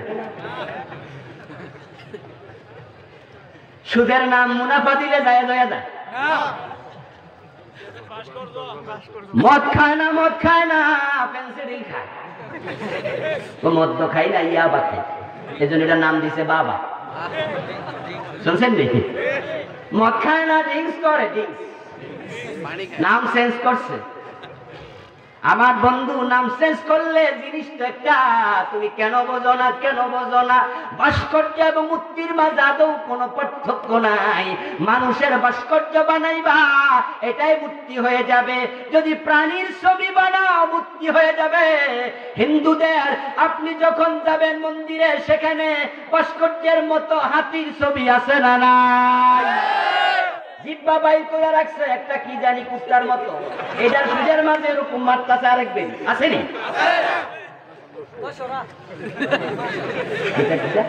কি নাম? দশরা। এটা আমি জানতাম না, আজকে শিখছি, ধন্যবাদ। আমার ভাইয়েরা, মন্দিরের মাঝে প্রাণীর ছবি আছে, মানুষের ছবি আছে। মানুষের ছবি আর মূর্তি এক জিনিস, ভাস্কর্য একই জিনিস, আলাদা না। মুসলমান এগুলা বানায়ও না। যেই ঘরে প্রাণীর ছবি থেকে রহমতের ফেরেশতা প্রবেশ করে না। এখন ঘরে যদি থাকে, রহমতের ফেরেশতা ঘরে আসবে না। এখন যদি রাস্তার মোড়ে দাঁড় করাও, সারা দেশে রহমতের ফেরেশতা আসবে না। দেশ থেকে রহমত চলে যেতে পারে। আসলে মূর্তি বানাইলে যে রহমত চলে যেতে পারে, এটা জায়েজ নাই। আমাদের শিক্ষিত জ্ঞানী গুণীরাও বুঝে, তাই তারা চালাকি করে কয় আমরা তো মূর্তি বানাই না, আমরা ভাস্কর্য বানাই। ওই বেড়ার মতো আমি তো সুদ খাই না, আমি মুনাফা খাই। আমরা ওলামারা কোন দলের বিরোধিতা করছি না, কোন ব্যক্তির বিরোধিতা করছি না। বঙ্গবন্ধুকে আমরাও ভালোবাসি, স্বাধীনতার স্থপতি।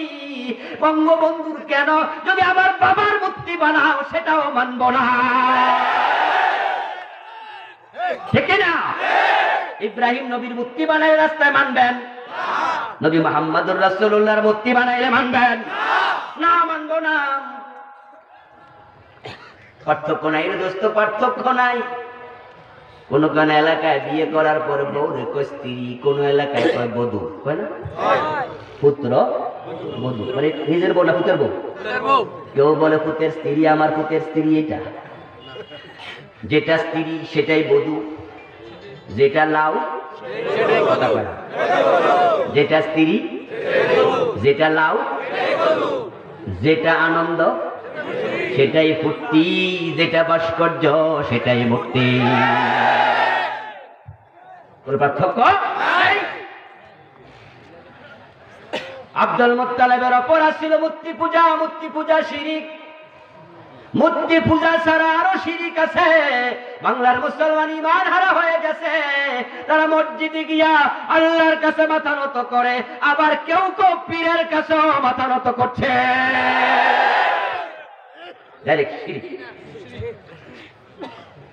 বাংলাদেশের মাজারগুলিতে সেজদা আছে না নাই?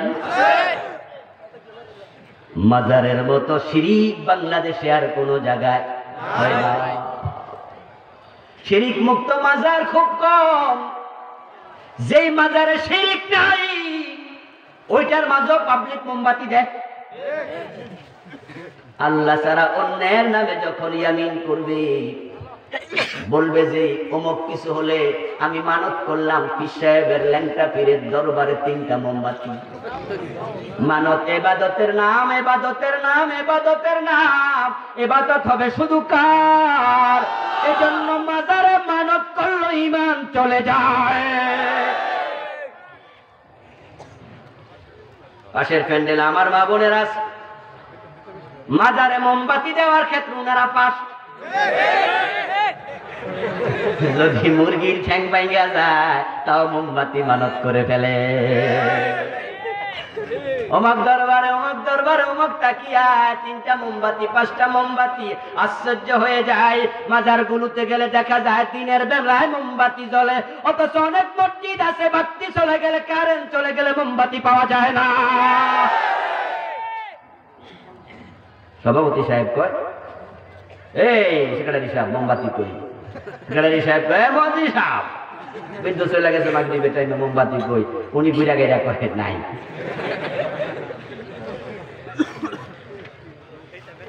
কিন্তু মাজার গুলোতে গেলে মোমবাতি আছে না নাই? শাহজালাল রাহিমাহুল্লাহর মাজারে গেলে দেখবেন, শাহপরানে দেখবেন 1 মোমবাতি 10 বার বেশি। আমার ভাইয়েরা উঠতেছিলাম মাজারের দিকে, ছাত্র জীবনে ঘুরতে গেলাম, সিলেট ঘুরতে গেলাম, শাহপরান শাহজালাল, তাদেরকেও দেখে যাই, সালাম দিয়ে যাই। অভিজ্ঞতা দরকার আছে না নাই? আরে মাজারে যাওয়া না যায় যদি কেউ নিয়ত করে যায়, কারণ আপনি শাহজালাল রাহিমাহুল্লাহর মাজারে গিয়ে সালাম দেয়া লাগবে না, বাংলাদেশ থেকে সালাম দিলে দোয়া করলে সেখানে পৌঁছানোর ক্ষমতা আল্লাহর আছে না নাই? বাংলাদেশ থেকে রাসূলকে আমরা প্রতিদিন সালাম দেই, আত্তাহিয়াতুতে বসে এতে বলি আসসালামু আলাইকা আইয়ুহান নাবিয়্যু ওয়া রাহমাতুল্লাহি ওয়া বারাকাতুহু। আত্তাহিয়াতুর মাঝে সালাম আছে না নাই? এরপরে দরুদ শরীফ পড়ছি, আল্লাহুম্মা সাল্লি আলা মুহাম্মাদিন ওয়া আলা আলি মুহাম্মাদ। এগুলো কি মদিনা যায় না? এখান থেকে সিলেট কি যেতে পারবো না? ঘুরতে গেলাম, শাহপরান রাহিমাহুল্লাহকে সালাম দিতে যাব, যখন ঢুকতেছি কত মোমবাতিওয়ালা দৌড় মারছে, কয়টা লাগবে কয়টা? আমরা কই একটাও না। ওরা পারে না, ধাক্কাই দিব, নিতে বাধ্য করবে, অবস্থা এমন। উপরে উঠে দেখি আমার বন্ধু, বড় পরিতাপ, বড় পরিতাপ। সিলেটে এসেছেন ইয়ামান থেকে শাহজালাল ইয়ামানি রাহিমাহুল্লাহ, অনেক সঙ্গী সাথে নিয়া এই দেশে শিরকের বিরুদ্ধে জিহাদ করেছেন, গৌর গোবিন্দের বিরুদ্ধে জিহাদ করেছেন। কিন্তু পরিতাপ, পরিতাপ, ওঠার পথে চিকন একটা সিঁড়ি বেয়ে ওঠা লাগে, কবরটা একবারে উপরে। যারা গেছেন তারা দেখছেন। ওঠার পথে এক ভদ্রলোক মুসওয়ালা দাঁড়ায় বলতেছে, এই জুতা নেয়া নিষে, জুতা রেখে যান নিচে, মাজার বড় গরম। আমরা তো এখন তো শীতকাল, ওইটা সে গরম না, জুতা রেখে যান, জুতা নেওয়া যাবে না, মাজার গরম।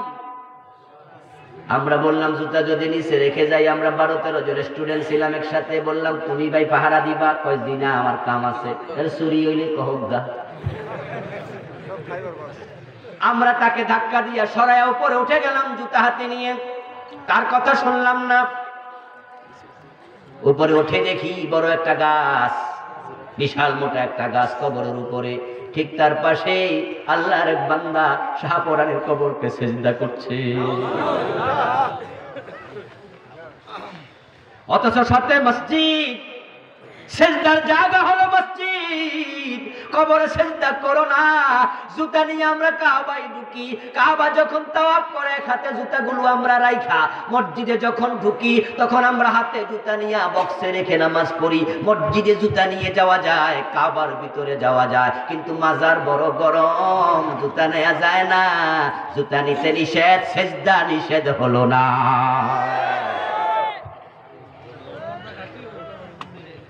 কত শিরিকে দেশে চলছে, ঈমান বাঁচাতে হলে কুফর থেকে বাঁচো, শিরিক থেকে বাঁচো, নিফাক ইতিকাদি থেকে বাঁচো। ঈমান 1 নাম্বার, মুক্তি পেতে চাইলে ঈমান ধরে রাখতেই হবে। কতজন কত ধাক্কা খাইয়া ঈমান হারা হচ্ছে। এরপরে যেটা লাগবে নেকামল, ও আমিলুস সালিহাত, দ্বিতীয় গুণ নেকামল। নেকামল মানে কি? এটা নিয়ে আজকে মানুষের মাঝে বিভ্রান্তি আছে। নেকামল বলতে আমরা বুঝি নামাজ, রোজা, হজ, যাকাত ইত্যাদি ইত্যাদি। আমি বলবো না বন্ধু, তুমি ভুল বুঝেছো, নেকামলের সংজ্ঞা এটা নয়। নামাজও পড়ে, সুদেও টাকা লাগায়, নামাজও পড়ে, আবার ঘুষ খায়, হজও করে। বাবা মারা গেছে 10 বছর আগে, বোনের সম্পদটা এখনো দেয় নাই। বোন সম্পদ চাইলে চোখ লাল কইরা ধমক মারে, এমন হাজী সাহেব আছে না? না,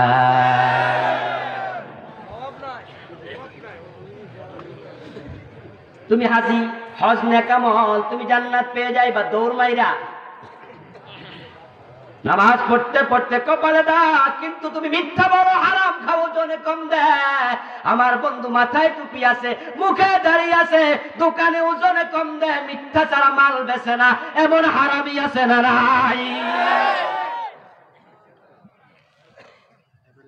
এই দেশের ব্যবসায়ীরা যত অপরাধ করে, এত অপরাধ অন্য কোন সেক্টরে নেই। ব্যবসায়ীদের মাঝে এখন সব ব্যবসায়ী পাওয়া বড় বড় দুষ্কর। 100 জনের মাঝে 10 জন সব পাওয়া যায় না। 90টার বেশি মিথ্যার আশ্রয় নেয়, ওজনে কম দেয়, মালে বেজাল দেয়, মানুষ ঠকায়। কি দেখেন বন্ধু, রমজান যখন আসে বাংলাদেশে দ্রব্য মূল্য 90% মুসলমান, রমজান আসলে দাম কেন বাড়বে? এটা তো হওয়ার কথা নয়। আরব বিশ্বে গেলে দেখা যায়, আপনারাও দেখবেন, মক্কায় যান, মদিনায় যান, রোজার মাসে আপনার উমরা করার জন্য যাবেন, দেখবেন খাবার ইফতারের সময় অভাব নাই, অভাব নাই। কত খাবার যে মানুষ পাঠায়। বিশাল বড় বড় ব্যবসায়ীরা রমজান আসলে মালের মাঝে ভর্তুকি দেয়, ভর্তুকি দেয়। তারা বলে 11 মাস ব্যবসা করব, রমজানে আমরা লস দেব, ভর্তুকি দেব। রোজাদার আরামে রোজা রাখবে, মেহমানকে মেহমানদারি করাও, 11 মাস ব্যবসা, রমজানে ভর্তুকি। 90% মুসলমানের দেশের দিকে তাকালে দেখা যায় 11 মাস করে চুরি, রমজানে করে ডাকাতি।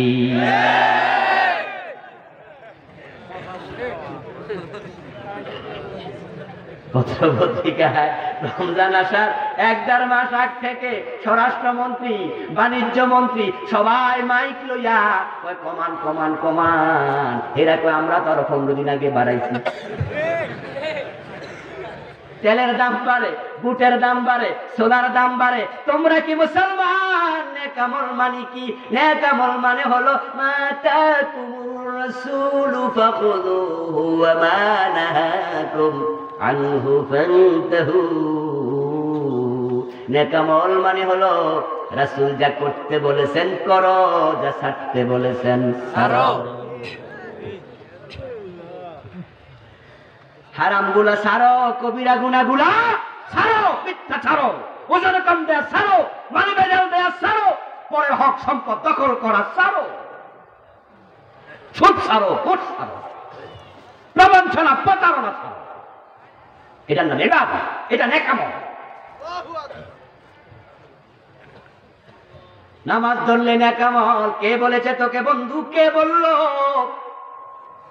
যে সূরা তেলাওয়াত করেছি আসর, তার একটু পরে গেলে দেখবেন সূরা মাউন আছে না? সেখানে আছে ফাওয়াইলুল লিল মুসাল্লিন। আল্লাহ বলে নামাজীদের জন্য ওয়াইল, দোজখ, নামাজীদের জন্য ধ্বংস। অথচ আমরা ওয়াজে শুরু করছি ধ্বংস থেকে বাঁচতে চাই, আল্লাহ কয় নামাজীদের জন্য ধ্বংস। মুসল্লিন 1 বছর না বহু বছর? মাশাআল্লাহ, বহু বছর। 1 বছর মুসল্লি, বহু বছর মুসল্লিউনা, মুসল্লিনা, মুসল্লিন। ওয়াইল কাকে বলে? ক্বালান নবী সাল্লাল্লাহু আলাইহি ওয়াসাল্লাম আল ওয়াইলু ওয়াদিন ফি জাহান্নাম ইয়াহবি ফীহিল কাফিরু 40 খরিফা ক্বাবলা আন ইয়াবলাগা কারা। রাওয়াহু তিরমিজি।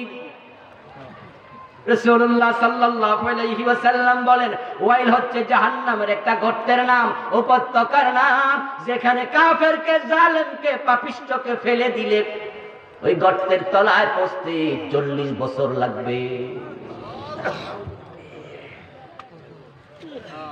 আপনাদের মনে হচ্ছে কোন থানা এটা? কটিয়াদি। কটিয়াদি থানা প্রপারে গেলে 3 তলা 5 তলা বিল্ডিং আছে না? 2-4টা। ঢাকায় গেলে 30 তলা 25 তলা বিল্ডিং পাবেন, 20 তলা বিল্ডিং পাবেন। দোস্ত যদি 20 তলা বিল্ডিং এর উপর থেকে 2.5 কেজি ওজন 3 কেজি ওজনের একটা ইট আপনি ছেড়ে দেন, 20 তলা ছাদ থেকে নিচে পড়তে সময় 30 সেকেন্ডও লাগবে না। বরং আপনি 20 তলা বিল্ডিং এর ছাদ থেকে ইটটা যদি ছেড়ে দেন, আপনি তাকাইতে তাকাতে দেখবেন চলে গেছে নিচে। আর ওয়াইল নামক জাহান্নামে যখন ফেলে দেবেন আল্লাহ, নিচে যেতে লাগবে 40 বছর। এবার ভাবুন সেটা কত গভীর। ওই ওয়াইল দোজখ মুসাল্লিন, কিছু নামাজির জন্য, কিছু নামাজির জন্য, কিছু নামাজির জন্য। আমার দোস্ত কোন নামাজি? আল্লাযীনা হুম আন সালাতিহিম সাহুন। আল্লাহ ব্যাখ্যা করে যেই নামাজিরা নামাজের ব্যাপারে গাফেল, নামাজের ব্যাপারে অমনোযোগী, এর অনেকগুলো ব্যাখ্যা আছে। তার মাঝে একটা ব্যাখ্যা হলো সে নামাজে কি বলে সেটা বুঝে না, যেটা বলে সেটা করে না। নামাজে দাঁড়ায় আল্লাহু আকবার, আল্লাহ তুমি মহান, তুমি সবার বড়। আল্লাহকে বড় যে মানে সে আল্লাহ ছাড়া কারো আইন মানতে পারে না। কারণ বড় হওয়ার অর্থই হলো তাকে মানতে হবে। আমার বন্ধু, আমার ডান পাশে হেড স্যার বসে আছেন, প্রাইমারি স্কুলের হেডমাস্টার স্যার। উনার প্রাইমারি স্কুলের মাঝে যত টিচার আছে, যত ছাত্র আছে, সবার মাঝে উনি বড়, ঠিক না? তাই শিক্ষক যদি ছুটি চাওয়া লাগে কার কাছে যাওয়া লাগে? কথা বলেন, কার কাছে? দপ্তরে যদি থাকে, দপ্তরে যদি ঘন্টা বাজাতে যায়, হেড স্যারের আইন মেনে বাজানো লাগে। 10টায় ক্লাস শুরু হবে, 10টায় ঘন্টা বাজাও। যে 10টা 10 মিনিটে বাজায়, হেড স্যার ডাইকা কয় এই 10 মিনিট দেরি করলা কেন? আবার ছুটির ঘন্টা বাজাবে, হেড স্যারের আইন মতো বাজাও। শিক্ষকের ছুটি লাগবে, হেড স্যারের কাছে যাও। ছাত্রের ছুটি লাগবে, হেড স্যারের কাছে যাও। স্কুলের মাঝে ক্লাস 1 এর তুলনায় ক্লাস 2 বড়, 2 এর তুলনায় 3 বড়। তাই বলে কি 2 এর তারা 3 এর তারারে মানে যে তোমার ছুটি দাও, আমারও 3 ভাই তুমি আমার ছুটি দাও? শুধু বড় হইলে আইন চলবে না, সবার বড় হওয়া লাগবে, ঠিক কিনা? কলেজের মাঝে প্রিন্সিপাল বড়, ব্যাংকের মাঝে ম্যানেজার বড়। তাই একটা প্রতিষ্ঠানের ঝাড়ুদার, সুইপার থেকে শুরু করে ভাইস প্রিন্সিপাল পর্যন্ত যত ছাত্র, যত আছে আপনার দারোয়ান, যত আছে ঘন্টা বাজানোর যে দপ্তরি, সবাই মিলে বড় যিনি প্রিন্সিপাল তাকে মানে। কারণ তিনি সবার বড়। আকাশ এবং জমিনে সবার বড় কে? তুমি নামাজে দাঁড়ায় বলছো আল্লাহু আকবার। এখন নামাজে দাঁড়ায় আল্লাহ তুমি সবার বড়। জোহরের নামাজ শেষ করে আদালতের হাকিম চেয়ারে যাইয়া বসে বিচারের রায় দেয়া শুরু করে। মসজিদে কইছে আল্লাহ তুমি সবার বড়। রায় দেওয়ার সময় সে আল্লাহর কথা মনে আর নাই। ফাওয়াইলুল লিল মুসাল্লিন আল্লাযীনা হুম আন সালাতিহিম সাহুন। সে নামাজে কি বলছে এটা ভুলে গেছে, তার জন্য ওয়াইল দুজখ। নামাজে যখন দাঁড়াইছে তখন সে কি বলছে? ইয়াকা নাবুদু, বলেন না, ওয়া ইয়াকা, হে আল্লাহ শুধু তোমার কাছে চাই, হে আল্লাহ তোমার কাছে চাই, তোমার গোলামি করি। কিন্তু ভাইয়েরা আমার, এই লোকটা নামাজ ছেড়ে দিয়া খাজা বাবার কাছে চাওয়া শুরু করে দেয়। তুমি না বললে আল্লাহ তোমার কাছে চাই? নামাজে যা বলেছ তা তোমার মনে নাই, তুমি তার ব্যাপারে গাফেল। ফাওয়াইলুল লিল মুসাল্লিন, এমন নামাজের জন্য মুক্তি নাই। রাতের শেষ নামাজের নাম হলো বিতির। কি? এই জন্য রাসূল সাল্লাল্লাহু আলাইহি ওয়াসাল্লাম স্বাভাবিকত তাহাজ্জুদ পড়ার পরে বিতির পড়তেন। তাহাজ্জুদের আগে রাসূল বিতির পড়তেন না। তিনি বলছেন তোমরা তোমাদের রাতের বিতিরকে করো শেষ নামাজ, এটা সুন্নাহ। এখন আমরা যদি তাহাজ্জুদের পরে বিতির পড়ার জন্য বিতির রেখে দেই, তাহলে আমরা তো এমন ঘুমাই, নাক ডাকা ঘুমাই, বিতির কাজা হওয়ার সম্ভাবনা বেশি। এজন্য আমরা আগে পড়া লাই। এখন বিতিরের নামাজ, রাতের শেষ নামাজ, ওই বিতিরের নামাজে দাঁড়ায় দোয়ায়ে কুনুত নামে একটা দোয়া আছে, যেখানে আমরা বলতেছি ওয়ানাখলাউ মাইয়াফজুরুকা ওয়ানাতরুকু ওয়ানাখলাউ ওয়ানাতরুকু মাইয়াফজুরুকা। এই শব্দটা আপনার দোয়ায়ে কুনুতের মাঝে আছে না নাই? সেখানে আপনি বলছেন ইন্না নাস্তাঈনুকা ওয়া নাস্তাগফিরুকা ওয়া নু'মিনু বিকা, বলতে বলতে ওয়া নাতরুকু মাইয়াফজুরুকা, আল্লাহ যে পাপিষ্ঠ তার সাথে আমার কোনো সম্পর্ক নাই। নামাজে দাঁড়ায় আল্লাহর সামনে পবিত্র অবস্থায় মসজিদে তুমি বলছো পাপিষ্ঠের সাথে তোমার সম্পর্ক নাই, অথচ বিতির বইরা তুমি বাটপাড়ার মিছিলে স্লোগান দিতে চলে যাও। নামাজে দাঁড়ায় কি বলো? বুঝো না, অস্তুস্ত বুঝো না, পাপিষ্ঠ তুমি না, পাপিষ্ঠের সাথে সম্পর্ক রাখো না। অথচ মসজিদ থেকে বের হইয়া চা দোকানে যাইয়া সুদখোরের সাথে, ঘুষখোরের সাথে, পাপিষ্ঠের সাথে বন্ধুত্ব করো, এক চা দোকানে চা খাও, এবং পাপিষ্ঠের কাছে মাইয়া বিয়া দিত কেয়ার করো না।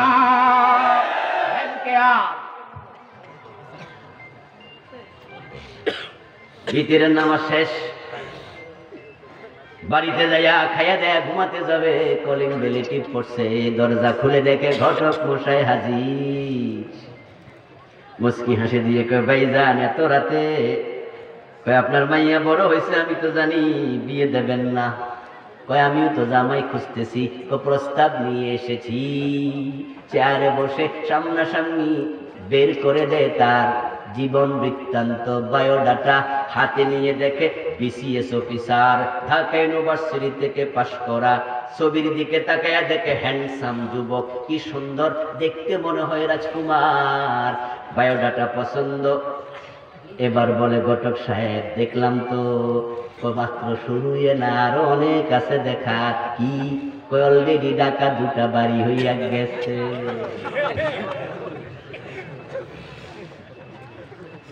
কয়েক ব্যাংকে অ্যাকাউন্ট আছে, 2-4-5 কোটির নিচে জমে নাই।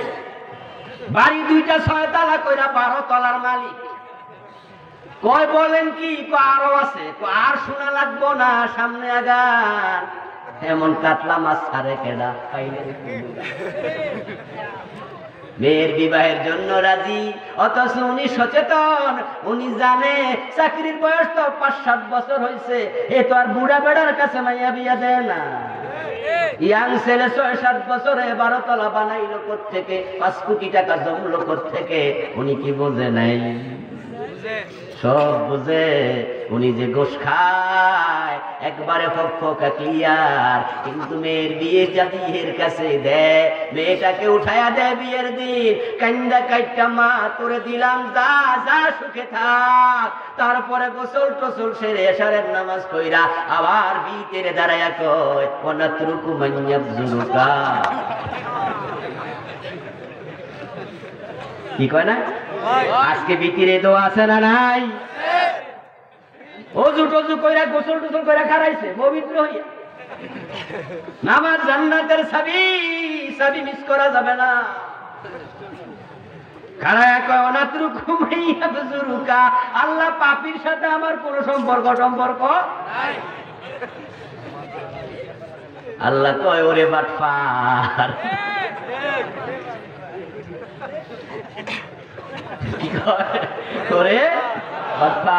তুই বুঝি পাপির সাথে সম্পর্ক নাই, এই মাত্র মাইয়া বিয়ে দিবি। তোর মতো মিথ্যুকের নামাজ আমি আল্লাহর কোনো প্রয়োজন নাই। এই জাতীয় লোকের নামাজ আল্লাহ তার চেহারার মাঝে ফিকে মারে, চেহারার মাঝে ফিকে মারে। এই জন্য নামাজের মাঝে যেই কথা আমরা বলি ওগুলো বাস্তব জীবনে আমল করা দরকার আছে না নাই? এক আমল মানে হলো আল্লাহ যা ফরজ করেছেন তা করো, যা হারাম করেছেন তা ছাড়ো। দুইটা এক জায়গায় না হলে এটার নাম নেক আমল হতে পারে না। আমার বন্ধু, নামাজ যদি নেক আমল হতো তাহলে সূর্য ওঠার সময় নামাজ পড়লো তো সওয়াবই হতো। ফজরের টাইমে উঠতে মনে নাই, ঘুমিয়ে গেছেন। ঘুমের ঘরে, অথবা আপনি ভুলে গেছেন গল্প করতে করতে কখন আসরের টাইমটা চলে যাচ্ছে, ওয়াক্ত চলে যাচ্ছে, ফজরের টাইমে সূর্য উঠে যাবে, ঘড়ির দিকে তাকায় দেখেন উঠতে দেরি, ওযু করে দেখেন সূর্য উঠতেছে, সূর্য উঠতে সময় লাগে 23 মিনিট। কয় মিনিট? সূর্য উঠতেছে। এখন সূর্য ওঠা অবস্থায় ফজরের নামাজ পড়বেন না অপেক্ষা করবেন? তো নামাজ না ইবাদত করে এলাম না, তখন বলবেন যে না, এই টাইমে নামাজ পড়তে রাসূল মানা করছে। রাসূল তো বানায়া কোনো কথা বলে না, এটা আল্লাহর মানা আছে। ফজরের নামাজ পড়তে বলছে আল্লাহ, সূর্য ওঠার সময় পড়তে আবার মানা আছে, তাই এখন পড়া যাবে না। এতে বোঝা যায় নামাজ ইবাদত না, আল্লাহর আইন মানার নাম হলো ইবাদত। ঈদের দিন রোজা রাখলে সওয়াব হয় না গুনাহ হয়? ঈদের দিন কেউ রোজা রাখলে আমরা মুত্তাকি বলবো, ইবাদতকারী বলবো না। ইবাদত হলো আল্লাহ রাসূলের আইন মানো আইন। সুতরাং যারা ইবাদতকারী হতে চান তারা হারাম পরিত্যাগ করতে হবে, ফরজ আঁকড়ায়া ধরতে হবে। 3 নাম্বার গুণ যেটা বলছি, হকের কথা বলো, ওয়া তাওয়াসাউ বিল হাক্কি ওয়া তাওয়াসাউ বিস সাবর। ইন্নাল্লাহু আল হক, হক মানে আল্লাহ, আল হাক্কু মির রাব্বিকা ফালা তাকুনান্না মিনাল মুমতারিন। হক মানে কোরআন। সুবহানাল্লাহ পড়ে। হক মানে হলো আল্লাহ এবং আল্লাহর কোরআন। হকের কথা বলো, একা একা ইবাদত করো না, তোমাকে নামাজ পড়তে হবে, পরিবারের লোকদেরও নামাজ পড়াতে হবে। যেই বাবা নামাজি তার সন্তান বেনামাজি, যেই স্বামী হাজি বউ বেপরদায় চলে, মেয়েটা বেপরদায় চলে, ও নামাজি ওই হাজি বউয়ের মামলায়, ছেলের মামলায়, স্ত্রীর মামলায় আল্লাহর আদালতে আসামি হয়ে যাবে।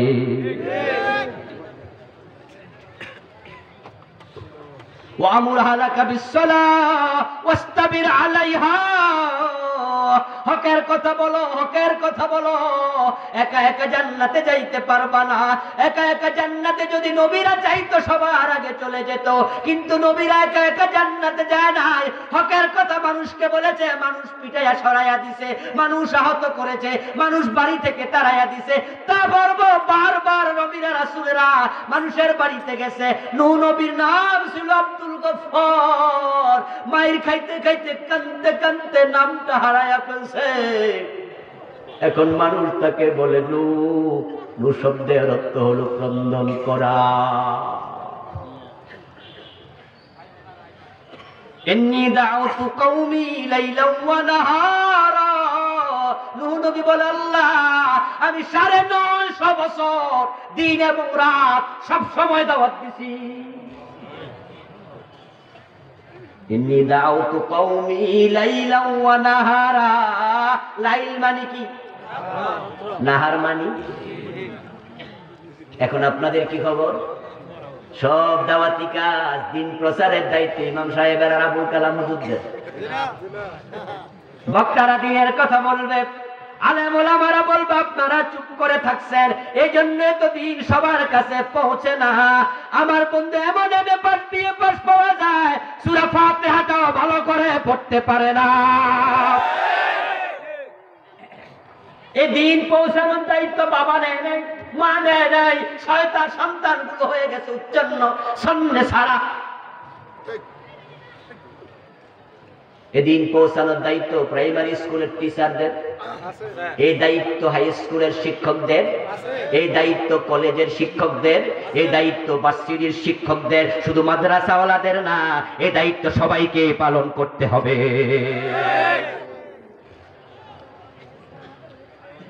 আমার বন্ধু কিন্তু পরিতাপ, প্রেমে পাস, বিয়ে পাস, কেমনে একামত দেবে সেটাই জানে না, কেমনে একামত দেবে জানে না। আমি বছর 2-3 আগে আমার গাড়িটা নষ্ট হয়ে গেল। একজন দোস্তকে কল করলাম, একটা প্রাইভেট কার পাঠালো, রওনা দিলাম। সম্ভবত টাঙ্গাইলের দিকে মাহফিল। সামনে গিয়ে সাভার পার হলাম, জোহরের সময় হলো। ড্রাইভারকে বললাম, বন্ধু থামো। জাকরা সুরওয়ালা ছেলে ড্রাইভিং করছে। জিজ্ঞাসা করলাম, কম বয়সী ছেলে, কি করো? ড্রাইভিং করো কতকাল থেকে? বলে, জি না স্যার, আমি তো প্রফেশনাল ড্রাইভার নই, আমি একজন ছাত্র, ইঞ্জিনিয়ারিং বিশ্ববিদ্যালয়ে পড়ি, সেমিস্টার 1-2 বাকি আছে। আমি খুশি হয়ে গেলাম, গাড়িটা কার? আমার বাবার, খরচাপাতি বাবার কাছে এখন আর নেই না, বন্ধের দিন নিজে গাড়িটা চালাই। খুশি হলাম। এগুলোই তো সোনার টুকরা, হীরকখণ্ড। বাবার দুঃখ বোঝে, মায়ের দুঃখ বোঝে, খুব ভালো লাগলো। তুমি তো খুব ভালো ছেলে, ইঞ্জিনিয়ার, ড্রাইভিং করতে কোনো শরম পায় না। কিন্তু আমাদের অনেকে আছে ছোট মোটো চাকরি করে না, বিদেশ গিয়ে ঝাড়ু দেয়, সেটা মজা লাগে, ঠিক না? বাংলাদেশে ছোট চাকরি দিলে আমি এনে পাস, আর বিদেশ গিয়া কয়, কি করস রে মা? জিগায়, আমি হাম্মাম খানার ম্যানেজার। হাম্মাম মানে টয়লেট, টয়লেট এটা ক্লিনারই করে ম্যানেজার। সবাই না কিছু, ঠিকই না? আরে সৌদি আরবে গেলে বেশি কষ্ট লাগে। হজে গেলে দেখবেন লাল লাল কাপড় পয়লা যেগুলো খাড়াই থাকে, রাস্তায় ঝাড়ু দেয়, 99% বাংলাদেশি। আমরা হাজী সাহেবদেরকে বলে দেই, যারা হজে যায়, বলি যদি রাস্তাঘাট আপনি হারাইয়া ফেলেন, বুড়ো মানুষ পথ খুঁজে পান না, আপনি দল ছুট হয়ে গেছেন, এখন তার বিতে কথা বলতে জানেন না, কেমনি কি করবেন? টেনশনের কারণ নাই, ওই লাল কাপড়ওয়ালা দেখলে বুঝবেন এটা আপনার দেশি। ওখানে গিয়ে ঝাড়ু দিবা, হাম্মাম খানার ম্যানেজারি করবা, দেশে ছোট চাকরি কেন করো না? আমার বন্ধু, চাকরির মাঝে, কর্মের মাঝে কোনো লজ্জা থাকে না।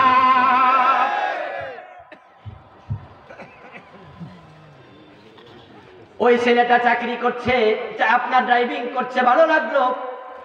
সামনে গিয়ে বললাম নামাজ পড়বো। ইঞ্জিনিয়ার সাহেব ব্রেক করেন, গাড়ি দাঁড় করালো, তুমি নামাজ পড়বানি? লজ্জা শুনবে না, কয় কেমনে? হুজুর জি চলো। ওযু করলো, ওযু করে দুইজন পাশাপাশি দাঁড়ালাম। কসর নামাজ, ফরজ 4 রাকাতের জায়গায় 2 রাকাত। বললাম নামাজ কম আছে, অসুবিধা নাই, আজান একামত দেও। হুজুর আমি তো একামত জানি না। মনে বড় কষ্ট পেলাম, দুঃখ পেলাম, সেটা দেখালাম না, লজ্জা পাবে। হ্যাঁ, ইঞ্জিনিয়ার কয়েকদিন পরে পাস করবে, দেশের শিক্ষিত, বাপ কত কপাল পোড়া, মা কত কপাল পোড়া, ছেলেকে একামতটাই। আমি একামত দিলাম, আল্লাহু আকবার বলে নামাজ শুরু করলাম। আমি কেরাত করতে করতে দেখি হাতের উপর চলে গেছে। আমার আগে আগে সব কাম শেষ, সেজদাও আগে, রুকু আগে, সালাম ফিরানোর সময় এবার সালাম ফিরাইছে। আমি হেরে কইলাম, ভাই তুমি না জামাতে নামাজ পড়ছো? কই জি। তো আগে আগে সব পড়ছো কেন? তো অসুবিধা কি? মানে একবারে খোলা মনে বলছে, অসুবিধা কি? মানে হেতে বুঝাইছে আমি তো আর আপনারা একটা যাই নাই, আমি তো আছি। এর মানেটা কি দাঁড়ালো? মানে হলো কেমনে নামাজ পড়া লাগে, পড়া তো পারলাম, মা বাবা সন্তানকে এটা শিক্ষা দেয় নাই। ওটা ওয়াসাবিল হক কোথায় পাইবা? বাজারে বিক্রি হয় না, এটা নিজেরাই করা লাগবে, ঠিক না? রাসূলুল্লাহ বলেন, মুরু আওলাদাকুম বিসসালাহ ওয়া হুম আবনাউ 7 সিনিন ওয়াদরিবুহুম আলাইহা ওয়া হুম আবনাউ 10 সিনিন ওয়া ফাররিকু বাইনাহুম মাদাজিআহুম। সন্তানের বয়স যখন 7 বছর হবে, তাকে নামাজের প্রশিক্ষণ দিতে হবে। বয়স যখন 10 বছর হবে, নামাজ না পড়লে প্রয়োজনে পিটায়া নামাজ পড়াও। ছোট কাল থেকে নামাজ শুরু হোক, 7 বছর থেকে। 7 বছর থেকে সাথে করে মসজিদে নিয়ে যাবেন। কিন্তু পরিতাপ, এখন মসজিদে তো নিজের বাচ্চা নেয় না, বরং যদি অন্য কেউ বাচ্চা আনে, বাচ্চা যদি নামাজের মাঝে ফাঁকে একটু দৌড়াদৌড়ি করে, হাসি দেয়, নামাজ শেষ কইরা পারে না, হেরে বসি দেয়। এমন ধমক মারে, আজরাইলের মতো চোখ বড় করে লাগে।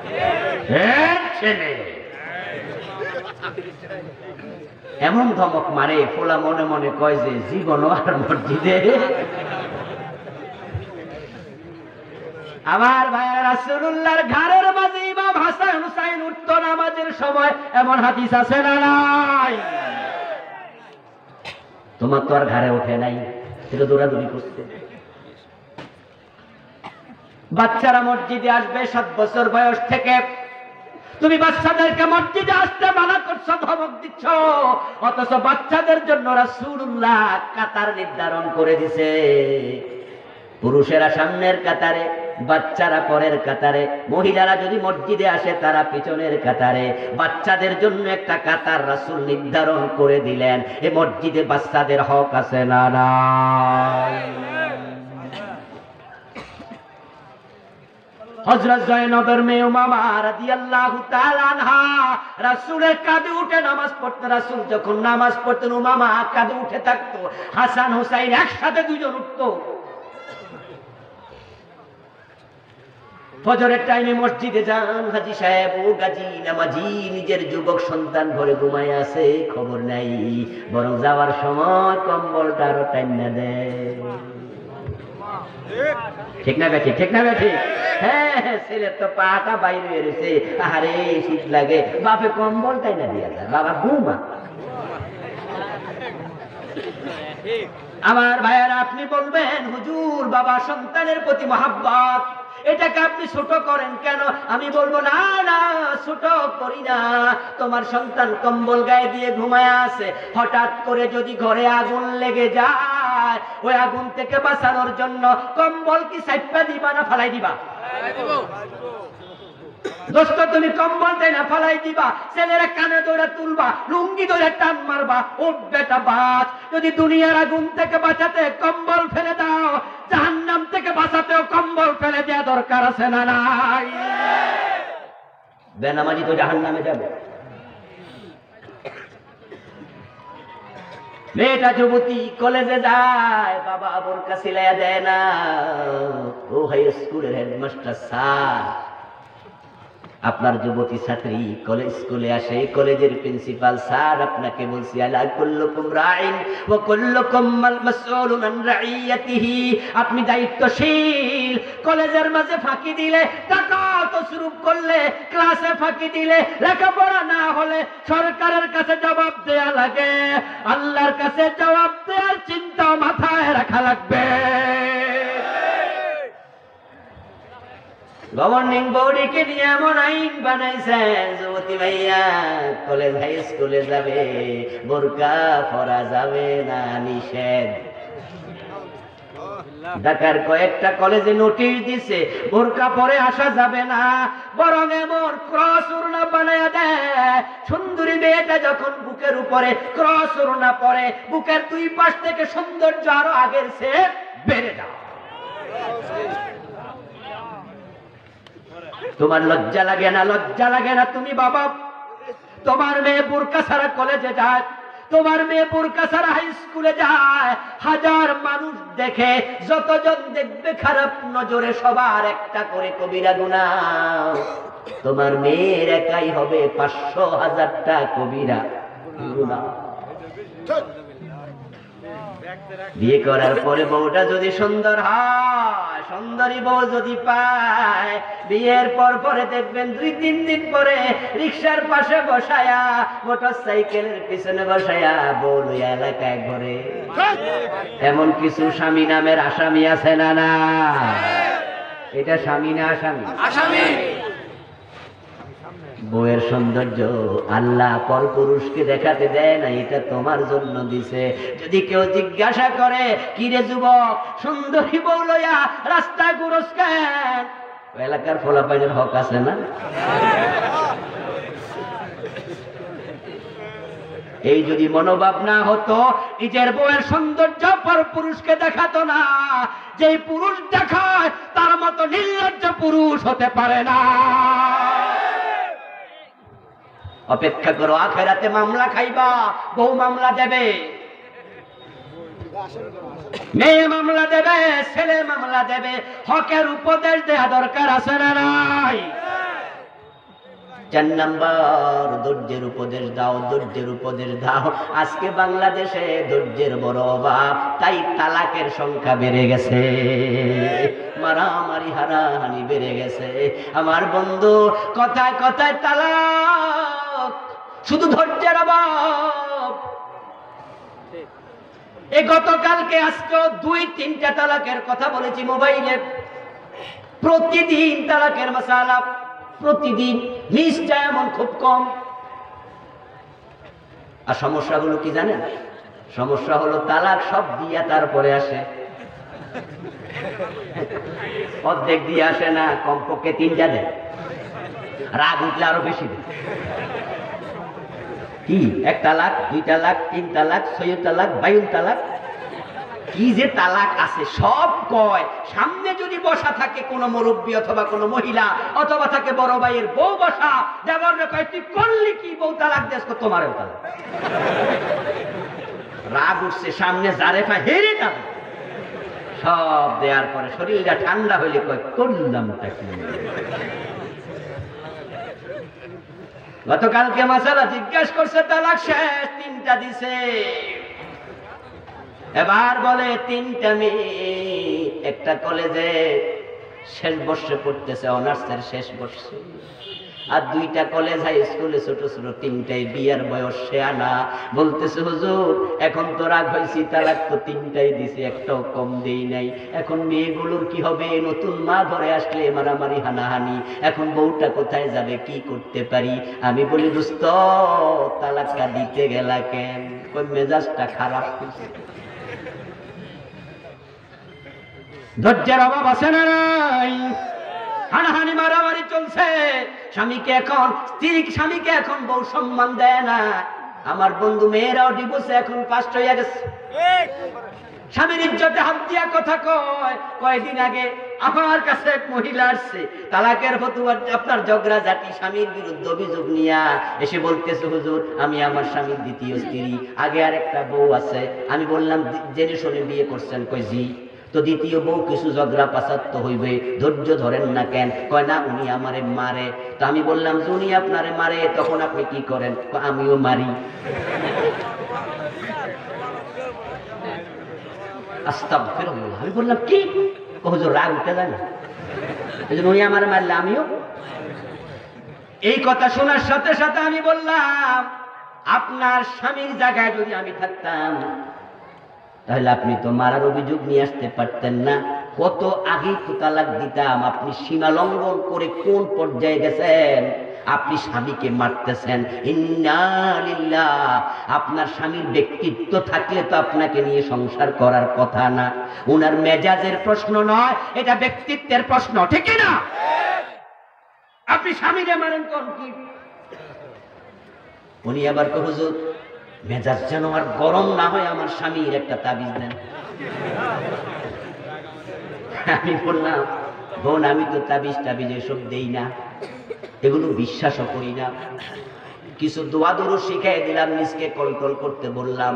আসলে বন্ধু ভালো করে শুনুন, যেই সংসারে মারামারি কিলাকিলি, মনে রাখবেন 1 হাতে তালি বাজে না, 2টার মেজাজের মাঝেই ঝামেলা আছে।